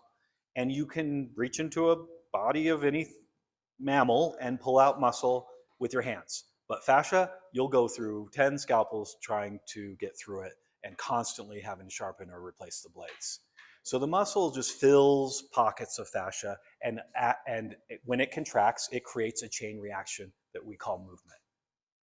That's where Tom Meyer's myofascial meridians come in, is because it connects chains of muscle into this movement meridian via the fascia. So, all right. I should. This video is going to have human dissection. So just a disclaimer: if there will be no judgment if that's something that's not up your alley. It's. You may not know until you see it. Yeah, you may not know, and so feel free to act accordingly. It's fun. Good. Yeah. So here's the thing about the fuzz. I'm going to try and do it at the camera. Okay. So we've seen the fuzz. You can see it now. I'll put it in over my voice. The fuzz yields to my fingertip. Sometimes I come across a stronger, thicker strand that doesn't yield to my fingertip. That represents older fuzz sometimes, or maybe it represents a nerve. But each night when you go to sleep, the interfaces between your muscles grow fuzz, potentially. And in the morning, when you wake up and you stretch, the fuzz melts. We melt the fuzz. That stiff feeling you have is the solidifying of your tissues. The sliding surfaces aren't sliding anymore. There's fuzz growing in between them. You need to stretch. Every cat in the world gets up in the morning and it stretches its body and it melts the fuzz in the same way that the fuzz melted when I passed my finger through it. When you're moving, it's as if you're passing your finger through the fuzz, just like I did on the cadaver form here. So you have to stretch and move and use your body in order to melt that fuzz that's building up between the sliding surfaces of your musculature. The sliding surface, those shiny white surfaces of the rectus femoris sliding against the vastus intermedialis. So these sliding surfaces are all over your body, and the fuzz is all over your body. And as you move, you melt the fuzz. Now, what happens if you get an injury? Ah, my shoulder. My shoulder is stiff now. I'm holding my shoulder. I go to bed. I wake up in the morning. I don't stretch my shoulder. I'm afraid it hurts. So I'm walking around like this. Last night's fuzz doesn't get melted. I go to bed. I sleep some more. Now I have 2 nights fuzz built up. Now 2 nights fuzz is more fuzz than 1 night's fuzz. What if I have a week's fuzz or a month's fuzz? Now those fuzz fibers start lining up and intertwining and intertwangling, and all of a sudden you have thicker fibers forming. You start to have an inhibition of the potential for movement there. It's no longer simply a matter of going, stretch. Now you need some work. Now you might need to do a more systematic exploration of that place to restore the original movement that you lost. And usually this is the case. We have a temporary injury, then we restore our movement. But sometimes we call this aging, the buildup of fuzz amongst the sliding surfaces of our bodies so that our motion becomes limited, the limit cycles become introduced into our normal full range of motion, and we start to walk around like this. We're all fuzzed over. Our body is literally solidifying. We're reducing our range of motion in individual areas of our body and for our entire body in general. So I believe that one of the great benefits of body work, whether it be massage or structural therapies or physical therapy or any kind of hands-on therapy, these types of therapies introduce movement manually to tissues that have become fuzzed over through lack of movement, whether the lack of movement is because of an injury and a person is protecting that injury, or because of personality expression. That was many years when I just walked around like this. I was very still and monk-like. So, and then I became a little more dynamic in my personality when I realized what I was doing to myself and the kind of life that I wanted.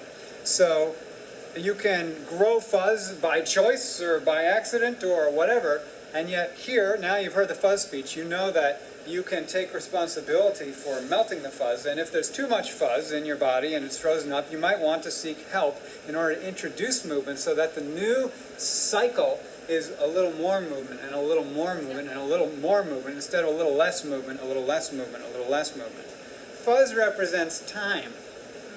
The easier it is for me to pass my finger through the fuzz, the less amount of time it's been there.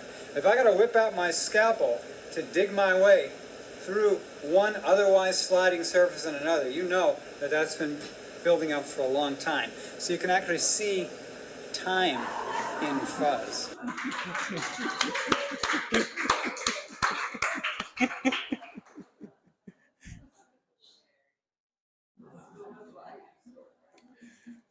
Yeah. That's Gil Headley. He's one of our dissection anatomy teachers who we adore. And he is a genius and really goofy at the same time, if you couldn't tell. And that was 20 years ago. Yeah, that was 20 years ago, too. He's matured a lot. Updated.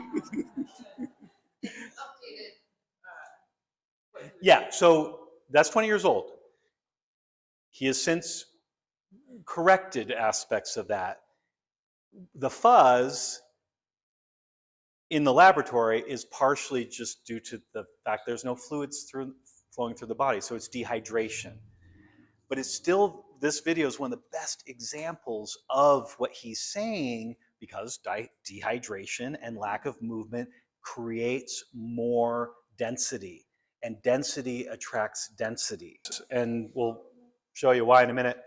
This is the question I get asked more than anything, particularly related to the fuzz speech and in my practice, is why, if I have an injury in my shoulder, like Gil was talking about, and the collagen and elastin's ratio gets changed to put like a sling to support the joint while it's healing, and the collagen gets thicker and stiffer, because that's what our body's been doing to repair ourselves for years before we had doctors, millions of years.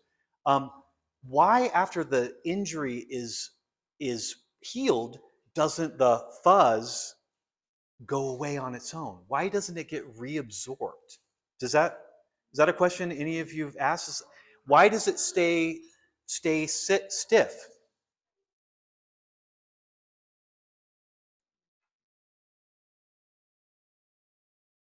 So this is a really poor video quality, but what we're seeing here is a cell in the fascia called a myofibroblast. That's just such a cool name.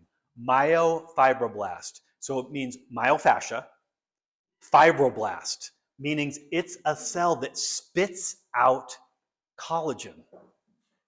This is about an hour and a half, and it's repeating, right? So from here to here is about an hour and a half, but look at what's coming out of the cell.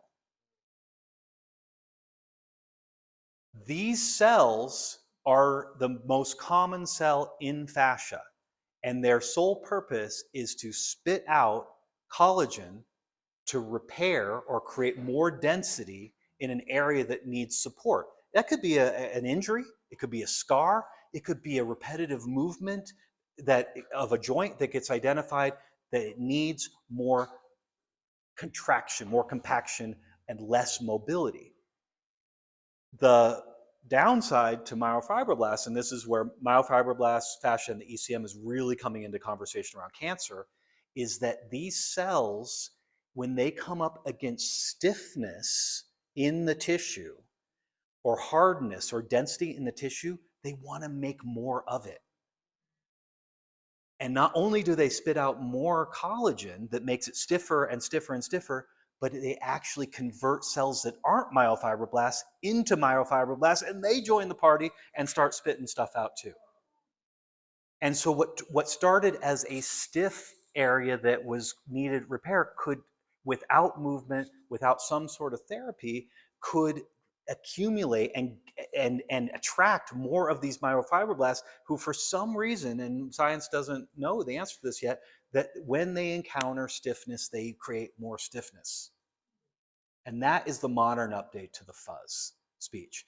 It's also the conversation right now in oncology, because tumors are just myofibroblasts gone wild, for the most part, creating a ball of collagen, a mass, which eventually cuts off vital functions and kills us.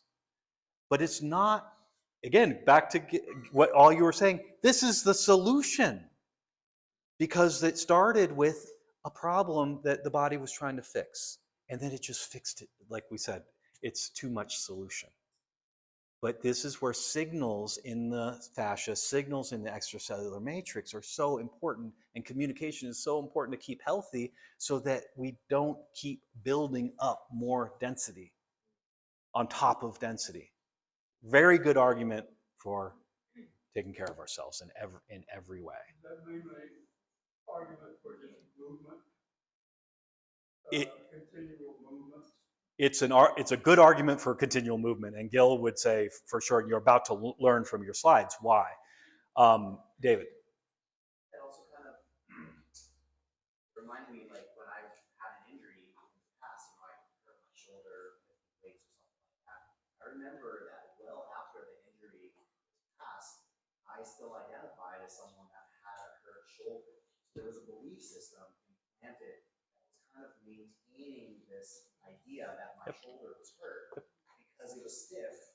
And then that's like this self-perpetuation as well that keeps the injury going longer than it actually needs to, maybe because of the belief system, or maybe identified as this or that, and whatever this identification is also continues the need for the body to keep reinforcing it. Because if I keep still sending the signal, I'm injured, then the body's like, okay, I'll just keep reinforcing this. And then it's like a self-fulfilling prophecy. Yeah. It's like the psychological version of what we just talked about with the myofibroblast. It's like, if I continue to believe that there's a problem that needs to be fixed, I'm going to keep piling the same strategy onto that over and over again. And so does art imitate life, or life imitate art? Did your identification with your injury come from the fact that your body just kept putting more repair there and didn't take it away? Or did your thoughts shape yourself into this pattern, this structure that was stayed around a lot longer than it needed to? Really, it's probably both. It's a combination. That's what this whole thing is, a combination. There's no one cause. I love this. You've Michael first. There's another factor I keep thinking about, and that is the garden. The people that had that, the organisms that had that, for some reason or another, survived. Yeah. And Yeah. I wonder how that fits. It's we're talking as if this is a problem. This is probably one of the main things that has kept us alive as a species, because we didn't have surgeries, casts, slings, splints for 2 million years of Homo sapien history. There's 100, 200 years old at best. So what was doing it? What kept us, when we broke a leg or tore a tendon, feeding ourselves, fighting or flighting, and reproducing, was this structurally, functionally. Curtis? Yeah. Yeah. I keep thinking about the internal versus how we're all connected. Trying to tap into this stiffness that can happen between people because we get too fixated on identities that we are Yeah. separate in Yeah. some way or another, and how the language that we use continues to support this. The society that Language. almost You bet. driven to this separating Yep. knife Yep. between us. And language and body language is so much a huge part of that, isn't it? It's a byproduct and it It's like David said, it just feeds it. It does what the myofibroblasts do. It just continues to feed this story that is no longer needed. And so seeing that image of the human body with all of its final function, we're all like, whoa. But then I think we're all very much just like that together. Yes. But that's where it's like speechless. Yes. You know? Yeah. Not even a whoa. This is like, I think there's way more going on here than I have language for. That's right. It's ephemeral, a lot of this stuff. And that's why we get to have some science to support whatever we need to believe about ourselves to have a fully potentialized life. And we'll get, after the break, we'll get into, hopefully, if we have time, a little emotional anatomy, which is what you're saying, Annalise. I get what you're saying about why cancer would spread. Okay, somebody's cancer goes away, or they take it out, or whatever they do, and I can get, and it shows up in a different place. What I'm trying to wrap my mind around with this theory is more like, usually cancer doesn't really show up in the shoulder, where it was stiff and stuff. Yeah. Like this and stuff. Yeah. Of course, this would show up in the organ systems if you have that posture. Yeah. But what I'm trying to wrap my mind around is, then why does it show up in the organs? So, That it's. and I just, Yeah, it's a question that's outside of my pay grade, and for the sake of time, I should have distinguished between that. Myofibroblasts do create tumors. Tumors are just very dense collagen for the most part. or cysts. Yeah, or cysts. So the same cell is making cancer as is making fuzz. But it doesn't mean that because you have a lot of fuzz and density in your shoulder that you're going to get cancer there. That's way too simple. But it is the same cell doing both. So it's worth just putting in your field and figuring it out for ourselves. Making cancer is actually encapsulating cancer itself. It's the solution. So it's not actually cancer. No. It's what people call cancer because it's the thing that you can see. But if you go back to the extracellular matrix that you can't see, where the distortion and disruption and informational processes between cells via mRNA, DNA, and everything else, and mitochondria, that's the cancer, in my opinion. The cancer is the disruption in information that makes cells do weird things. That's my definition. We can go with. Delana. That was actually what I was talking about a moment ago, is there was like this application of tools that would be educated. Yes. Yeah. Yeah. Just trying to. Yeah. Right, and it's just making me think, like, earlier in the talk of pattern in somatics as just a very direct tool. Yes. Information in this matrix that we're talking about is very, very subtle. It's like body mindset. Yeah. Yep. Masking field, right? So that makes it so simple. You're working with information, cellular information, all the different ways that you speak, talking to pathways you talk to. Yeah. So it's a really complex thing. So when he was talking about the fuzz and manipulating it with body touch,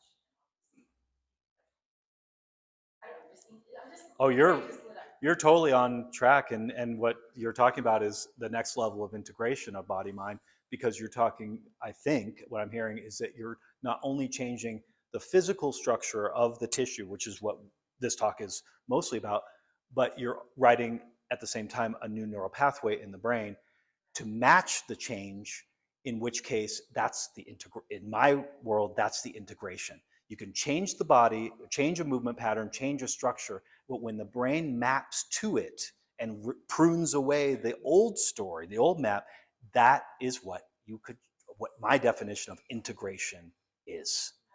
Does that work for you? Yeah. Yeah.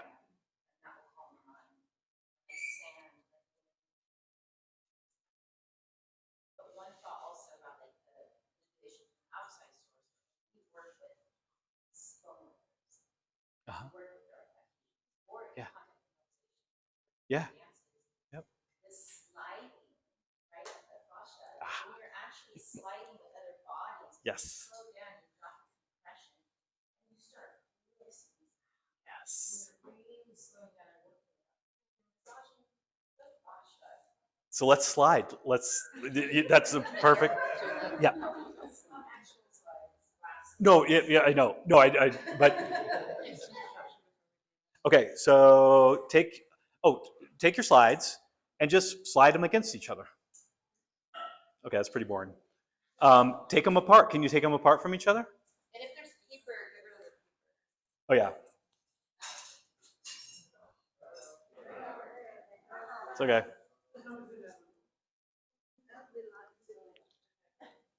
Okay, so you've discovered that they can slide in any vector and be pulled apart, right? Okay. All right, so hold your slide and put a drop of water, put them together. Put them together like a sandwich. Oops. One more.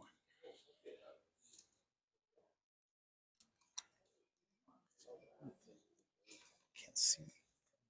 Thank you.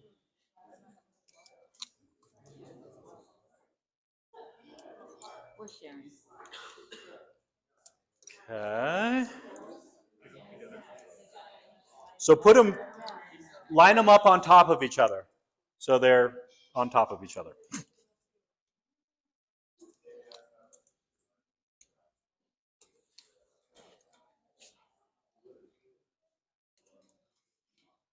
So put them together like a sandwich with the water in the middle.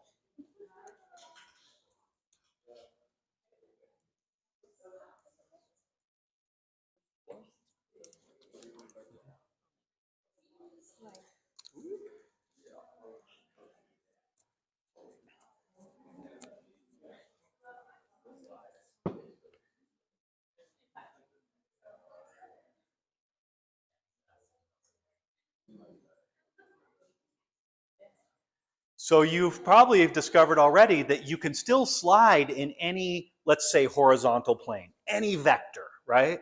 Any degree, like that used to be able to.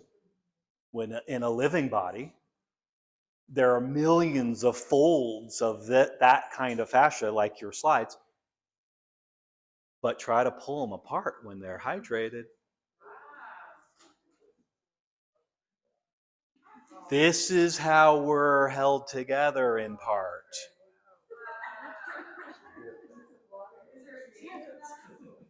Hydrostatic bond. Yeah.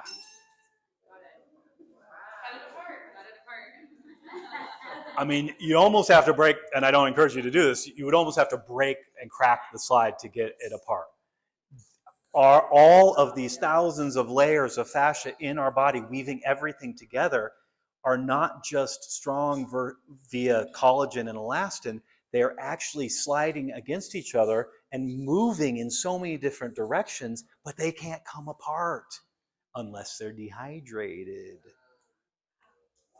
Then more fuzz comes in to try to keep them together.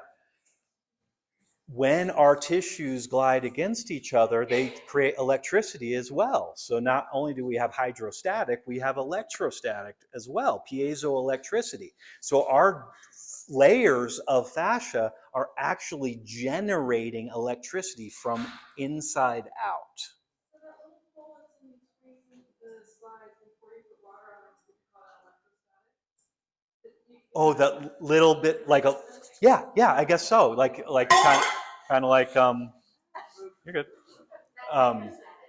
Yeah, that's hydrostatic. So, yeah, no big deal. Okay, Jessica. There's some people that seem to have more electrostatic energy than others. Yeah, Do you have any theory on that? I don't. I've thought of it. I don't. And our body through through the gliding layers does not create a ton of electricity, but it creates a lot of electricity that stays in the body for some reason. Nobody seems to know what that electricity is used for, but it does seem important, or else it would be discharged. This is not like rubbing your feet on the carpet and then touching metal. This is a constant source through movement and gliding layers that creates electricity that supposedly we need. Not sure for what, but it sure makes a good argument for moving in nice dynamic ways that glide all your layers, because not only does that hydrate, it creates electricity as well, both of which our body seems to really need to move and age well. I was wondering also, kind of a curiosity, I don't know if there's any science to back this up, but if we're generating this electricity inside our bodies through the sliding of the fascia over itself, and we have all of these extracellular mitochondria, I'm wondering if the mitochondria don't just generate power, but may also Require it. Or redirect it, or have something to do with maybe like a battery source. Be able to kind of charge something up. Yep. Yeah. Like it's not just the generator. Yeah. You might also. It's like a wind-up radio. Yeah. Exactly. I'd follow you. My guess is that might get proven one day, because it sort of matches the scale. Because the extracellular mitochondria are subtle, and so is the electricity generated. So it kind of matches in scale. Yeah, I like it. We'll find out. Uh-huh.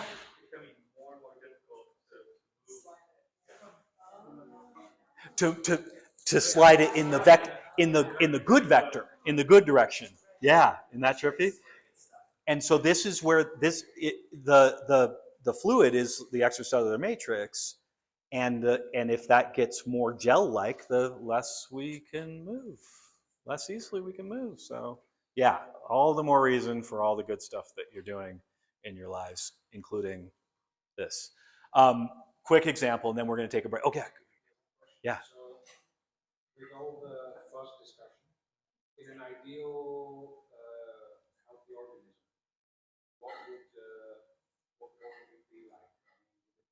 Would it be just minimal fuzz generation when you're sleeping with proper hydration, and then you just stretch it out, or what's the ideal? Such a good question.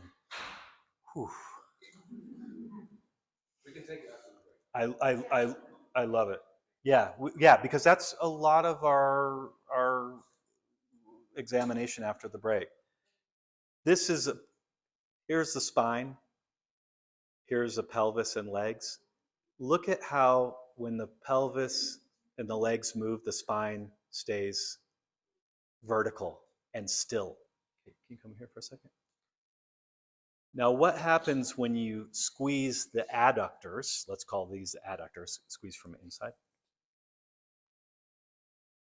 Just not on the bone, but squeeze those two together.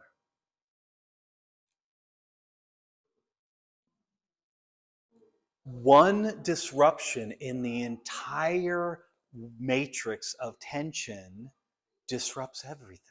That's tensegrity. So that's one part of your question is that the answer would be we would move and it wouldn't disrupt or create a reaction in anything that we did that wasn't good for us structurally. Does that make sense? And then the second part is, for me, I don't even know if I can answer it, but it would be that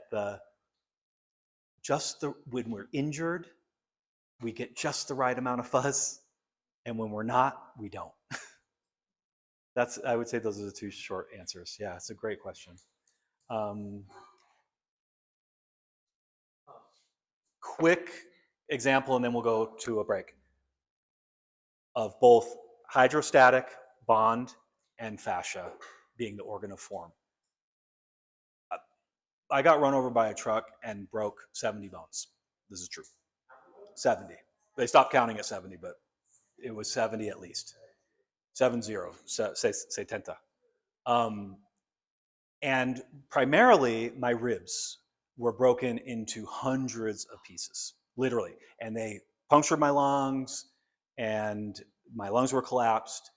And so I learned firsthand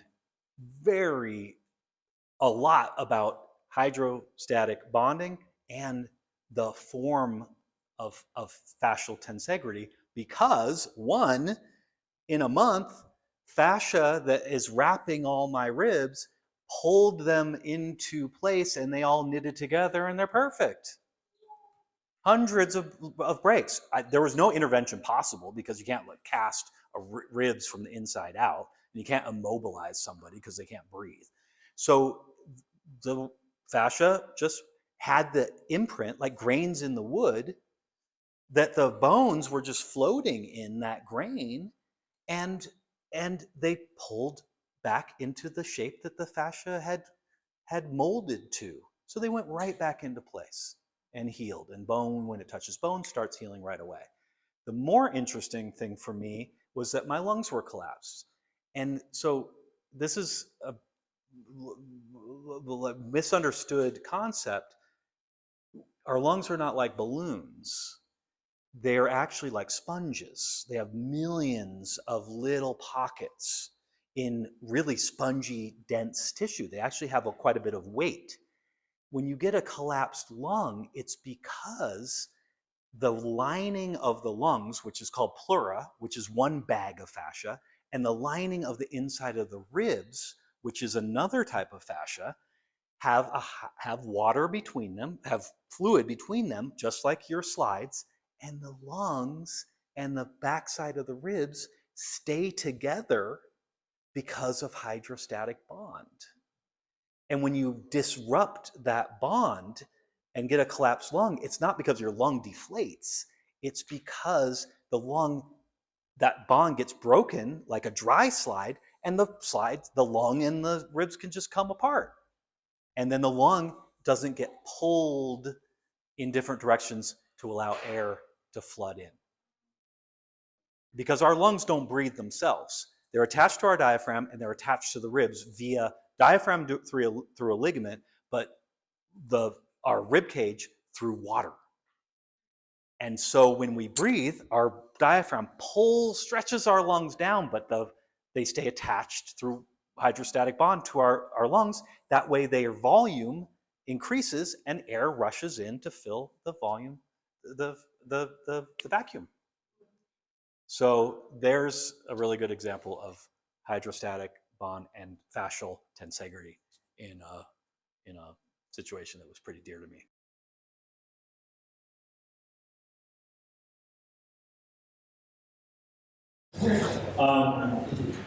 Wow. We finished fascia and extracellular matrix. That's amazing. Anything after fascia you want to add to our list of what flows or what to flow? It's not up there. There's a lot of good stuff up there. Is there space in fascia? Space. You mean like a void? Yes, space. There is no space in the human body. In what? Settings? Yes, that's true.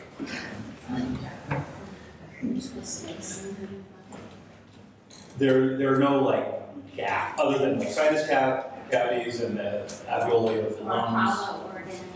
Yeah, but in the connective tissue or the mesoderm, there is no space. You don't want there to be space, no air, no void.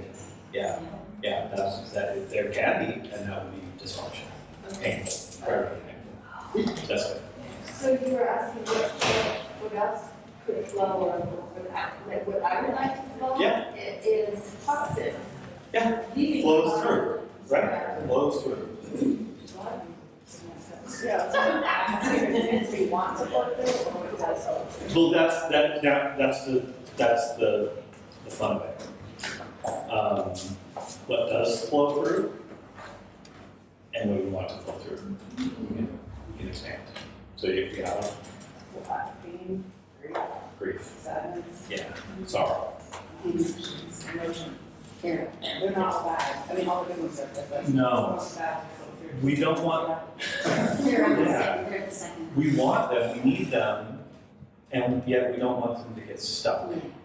Stuck emotions and stuck events are trauma. Yeah.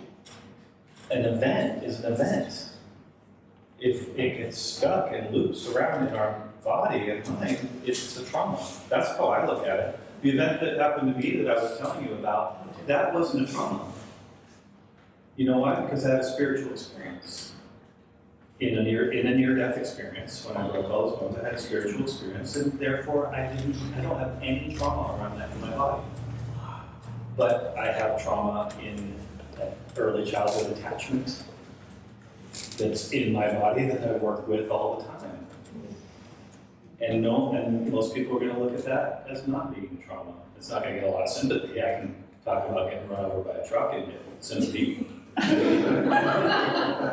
get ears popped from me all night long by telling my story. But if I sit down at the bar and I talk about my attachment wounds,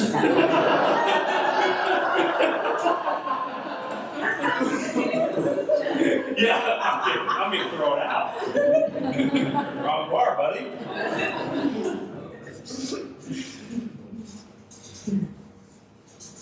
Perfect cue up for the emotional anatomy part of the let's play a game first. An after snack game. Evolution versus embryology. Two volunteers. Curtis. Janet. Okay. So who wants to be evolution? The evolution of the human species? Curtis. And who wants to be an embryo? Well, you're only to choose because evolution is taken. Come on up here.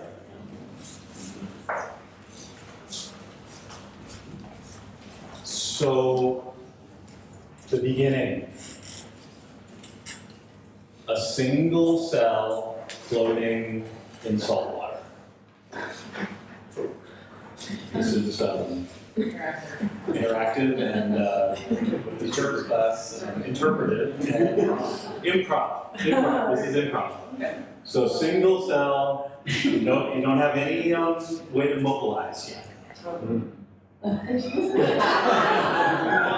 might have wanted to wait till we're a little further down the evolutionary chain, but the single cell is really important. Both of them were born with a Big Bang. Okay.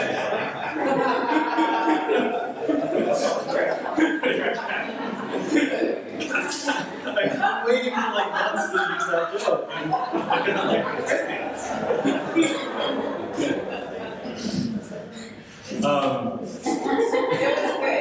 It was good? Okay, right. I needed to hear that. So, you're the single fertilized cell, combination of two DNAs, floating in water, salt water.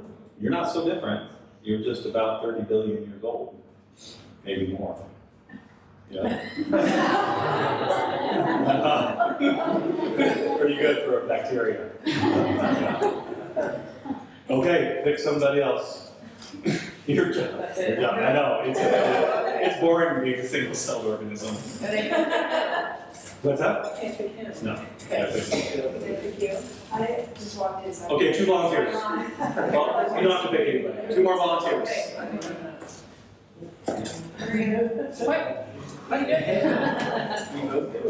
Oh, you can take your seat if you can get there.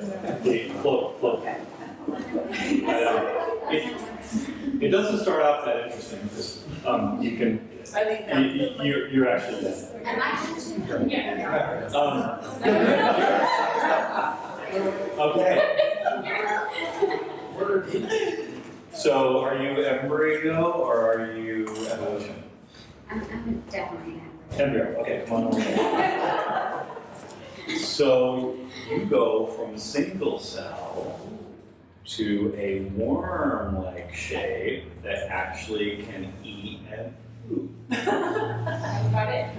it. You can wiggle a little bit, but you don't have a vertebrae and you don't have eyes. You don't have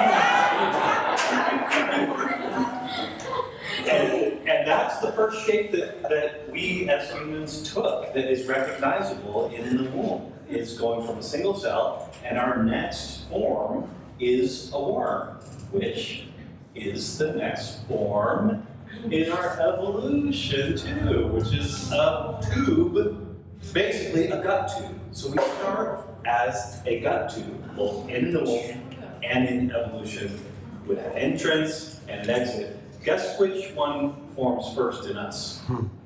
Yeah. Explains a lot. Anyway, so yeah, you did great. You could do it at the same time. In fact, you might want to mirror each other because it's evolution and embryology are mirrors. Fractal.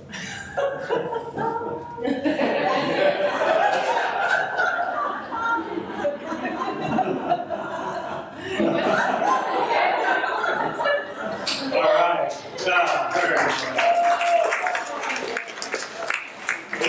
It's really exciting. You are actually evolving. How about 2 more? 2 more volunteers. Come on. 2 more volunteers? Anybody? One more volunteer? There you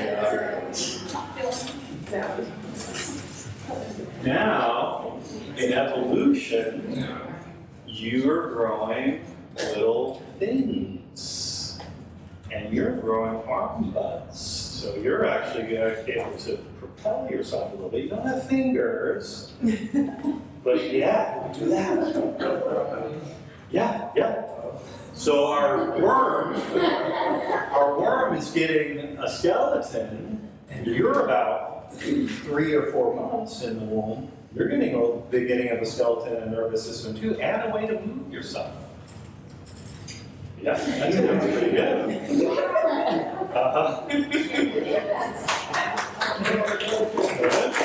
All right. Now those fish-like fins and skeletons start to turn into arms and legs. So 2 more, please. Come on. Yeah, you got it. Right. And the arms and legs, now you're already born. And you're learning to go from infant into moving yourself around the floor. And you are crawling from the ocean to land and back again. And you're toggling the floor. You're amphibious. Yeah. Yeah. But you don't crawl, you scoot like a lizard. Yep.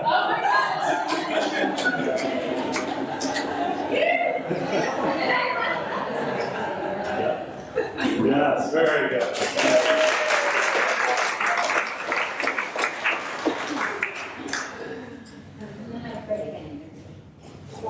Any more volunteers? Go on, 2 more. That's gonna get good. Yeah, that's gonna get good.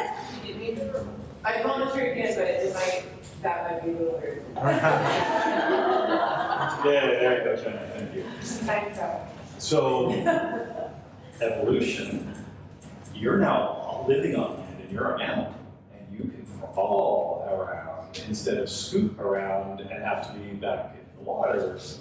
And you went from scooting to actually crawling, 1 step before standing up. Yeah. So Kate's around 9 months and you're, I'm crawling as well. yep, and you're 300 million years ago. That's it. Takes 3 months, you're 300 million. Nice. So you're getting around on land.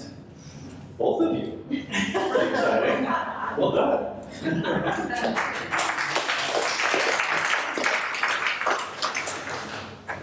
And then what's the last phase in evolution and embryology?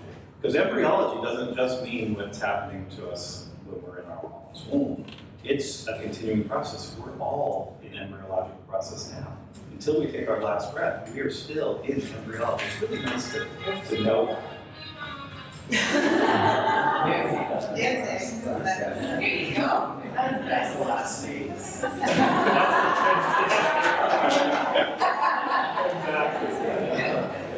So you can imagine the last phase, all people. I'm standing, I'm a biped. And that was the last major leap in our species evolution, and it's a kind of the last major leap in some ways in our embryological process around 2 years. So the point of it is, again, a fractal experience. It feels so amazing to me that my first 2 years or 3 years of life, I went through the entire history of the evolution of my species. Wow. Something tells me that's really important to feel and have in us. And I think that a lot of us, including me in the past, felt like I was sort of just dropped onto this weird planet and alone, unsupported, and not in contact with my history. But the reality is that we go through in 9 months, or let's say 2 years, a fast forward process of exactly the entire history of life on Earth, becoming human from a single cell. And it matches every point along the way. You can put them both on a timeline and they will be fractal. They will be mirrors of each other. And to me, feeling that and having experiences through dance, through touch, through relationship, give me a felt sense of those layers of evolution. Because each time, we did the highlights just now. So every time, evolution and embryology are not this smooth curve, this smooth ramp of progress. It's like this.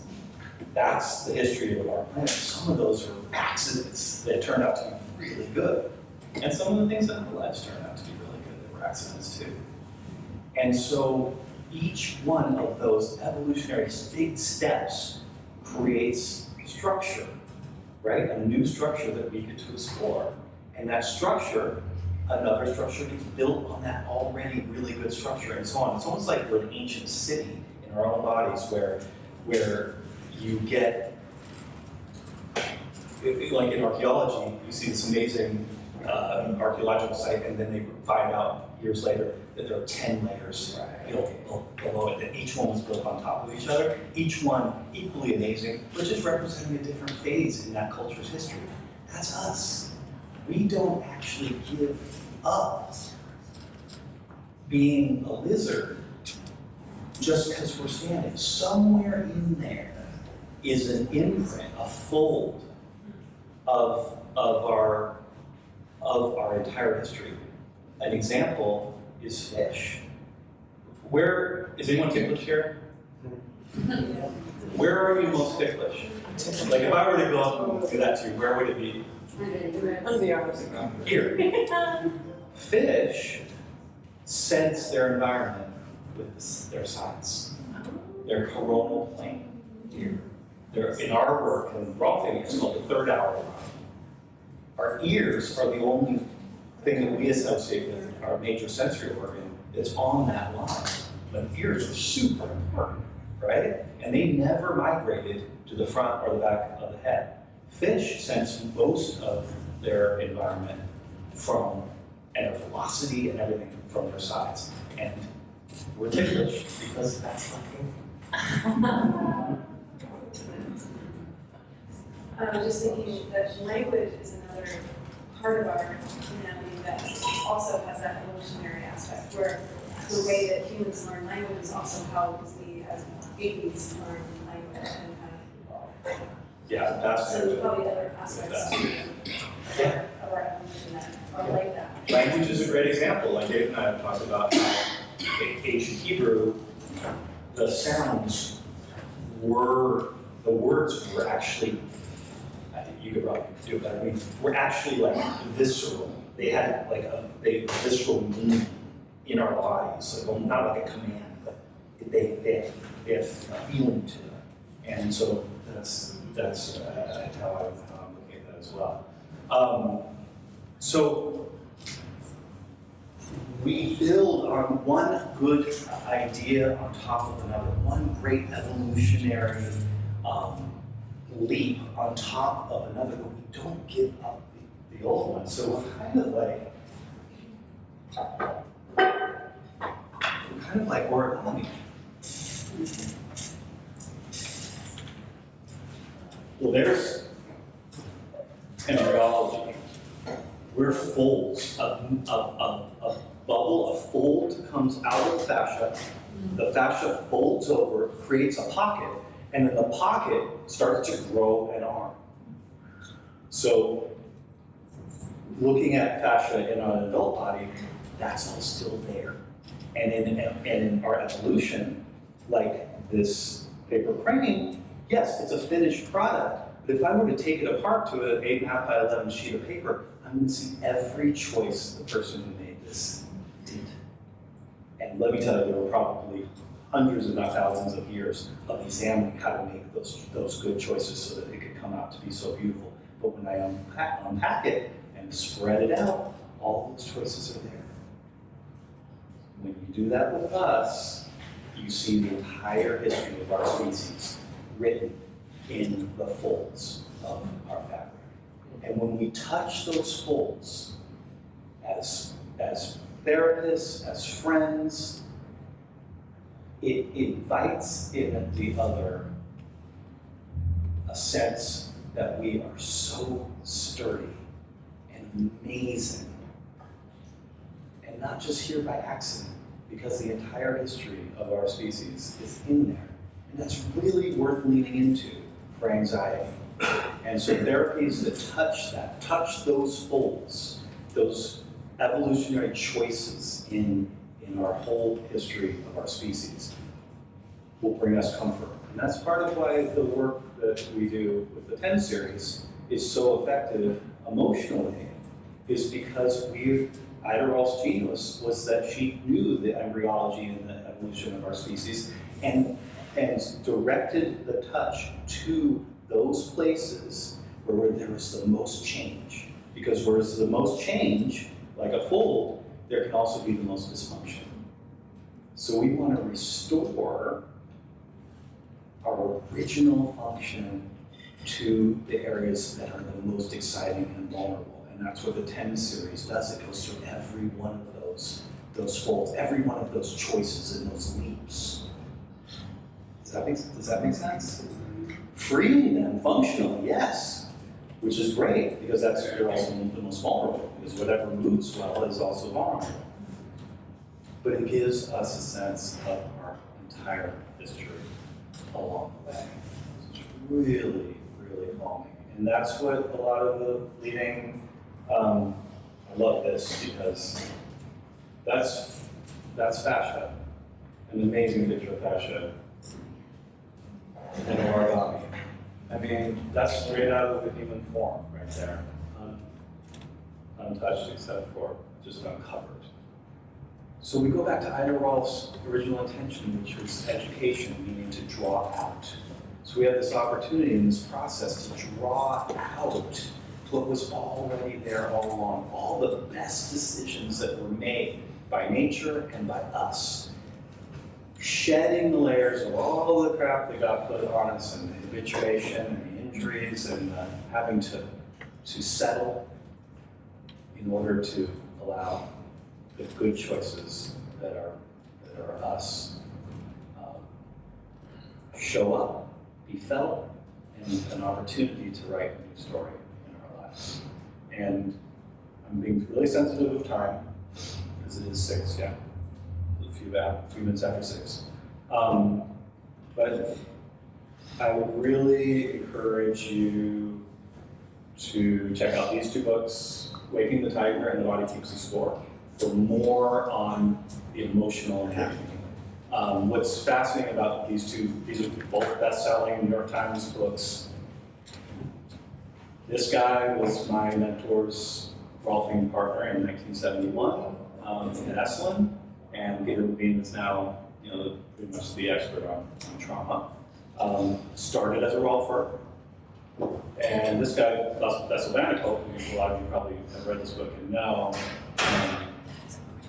I had dinner with him a couple years before he wrote this book, and he told me that he's a neuroscientist, an MD, and a psychiatrist who's worked in trauma for 30 years, and he told me that what inspired him to start exploring the body connection to trauma was going through the 10 series of social immigration, and that's what clicked for him after working in really leading clinics around trauma. So the Body Keeps the Score came out of that. So we could go into trauma a lot more, but I want to leave you on a high note that has more to do with the subjects, the material we've covered so far. Starting with the extracellular matrix, this antenna and translator for all things in the universe and all things in relationship, both within ourselves, with each other, with our planet, with the universe. We're an antenna that gets to translate all that information for our own healing. We are designed for that. The superhighways that it travels on in fascia, and then the folds within our evolution. Anything we do that touches there can heal more trauma than in my experience years of talk. And I'm not in combination. These things are really, really powerful. Talk is great for integration. The body keeps the score and really doesn't lie.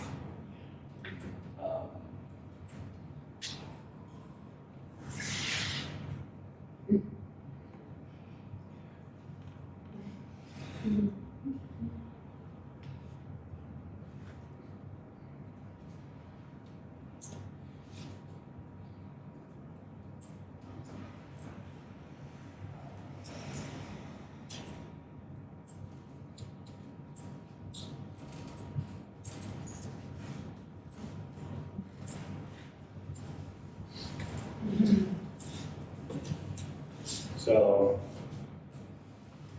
any Rolfers in the room? Anyone who does structural integration of the 10 series? Raise them higher, please. Right. Yeah. Thank you too. So that's what we do. That's what we do when we're at our best.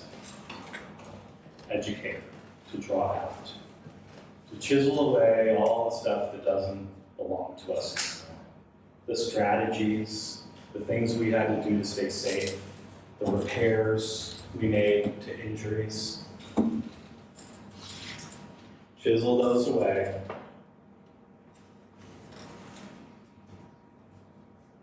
And bring out the swan.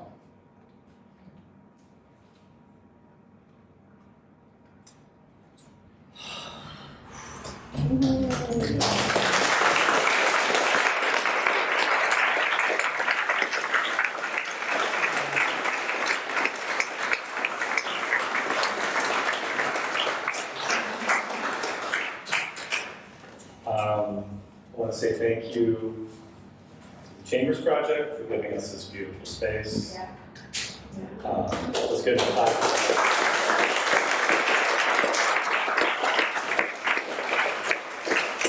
I want to say thank you to Colin Crawl, who's the artist you see represented here. He may still be painting around the corner.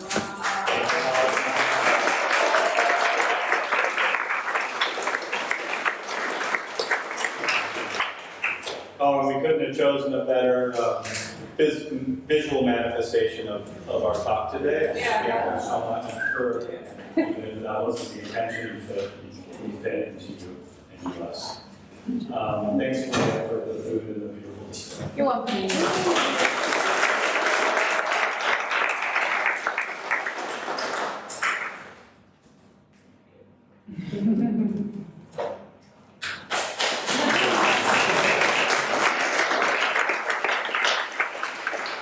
Thank you, Ross and Shannon, for our video and so much more, and your continued support. Just really good to have your energy behind us, in front of us, and beside us.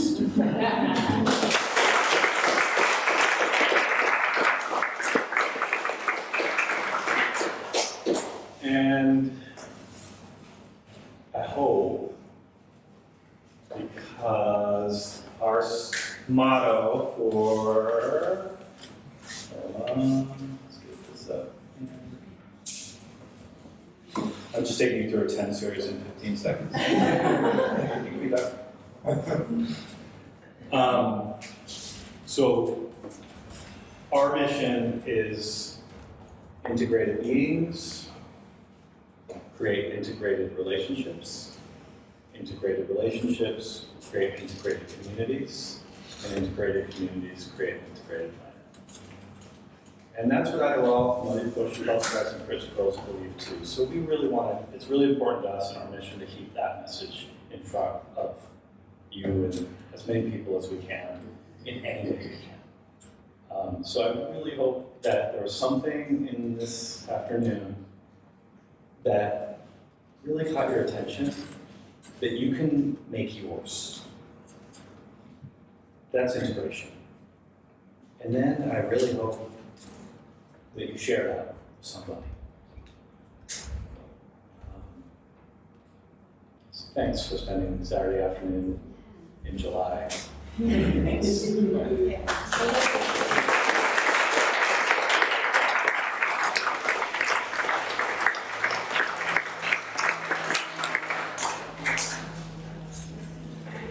Is training programs for structural integration.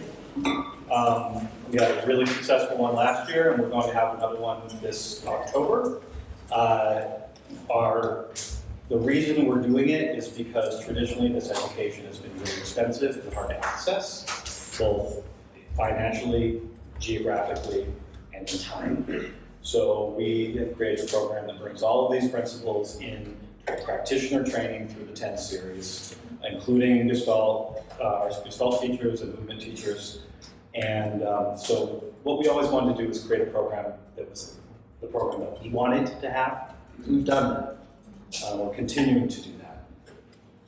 The real rare in that is that it's also not-for-profit, scholarship-based, can be worked around with a work schedule, and is geographically easy to access.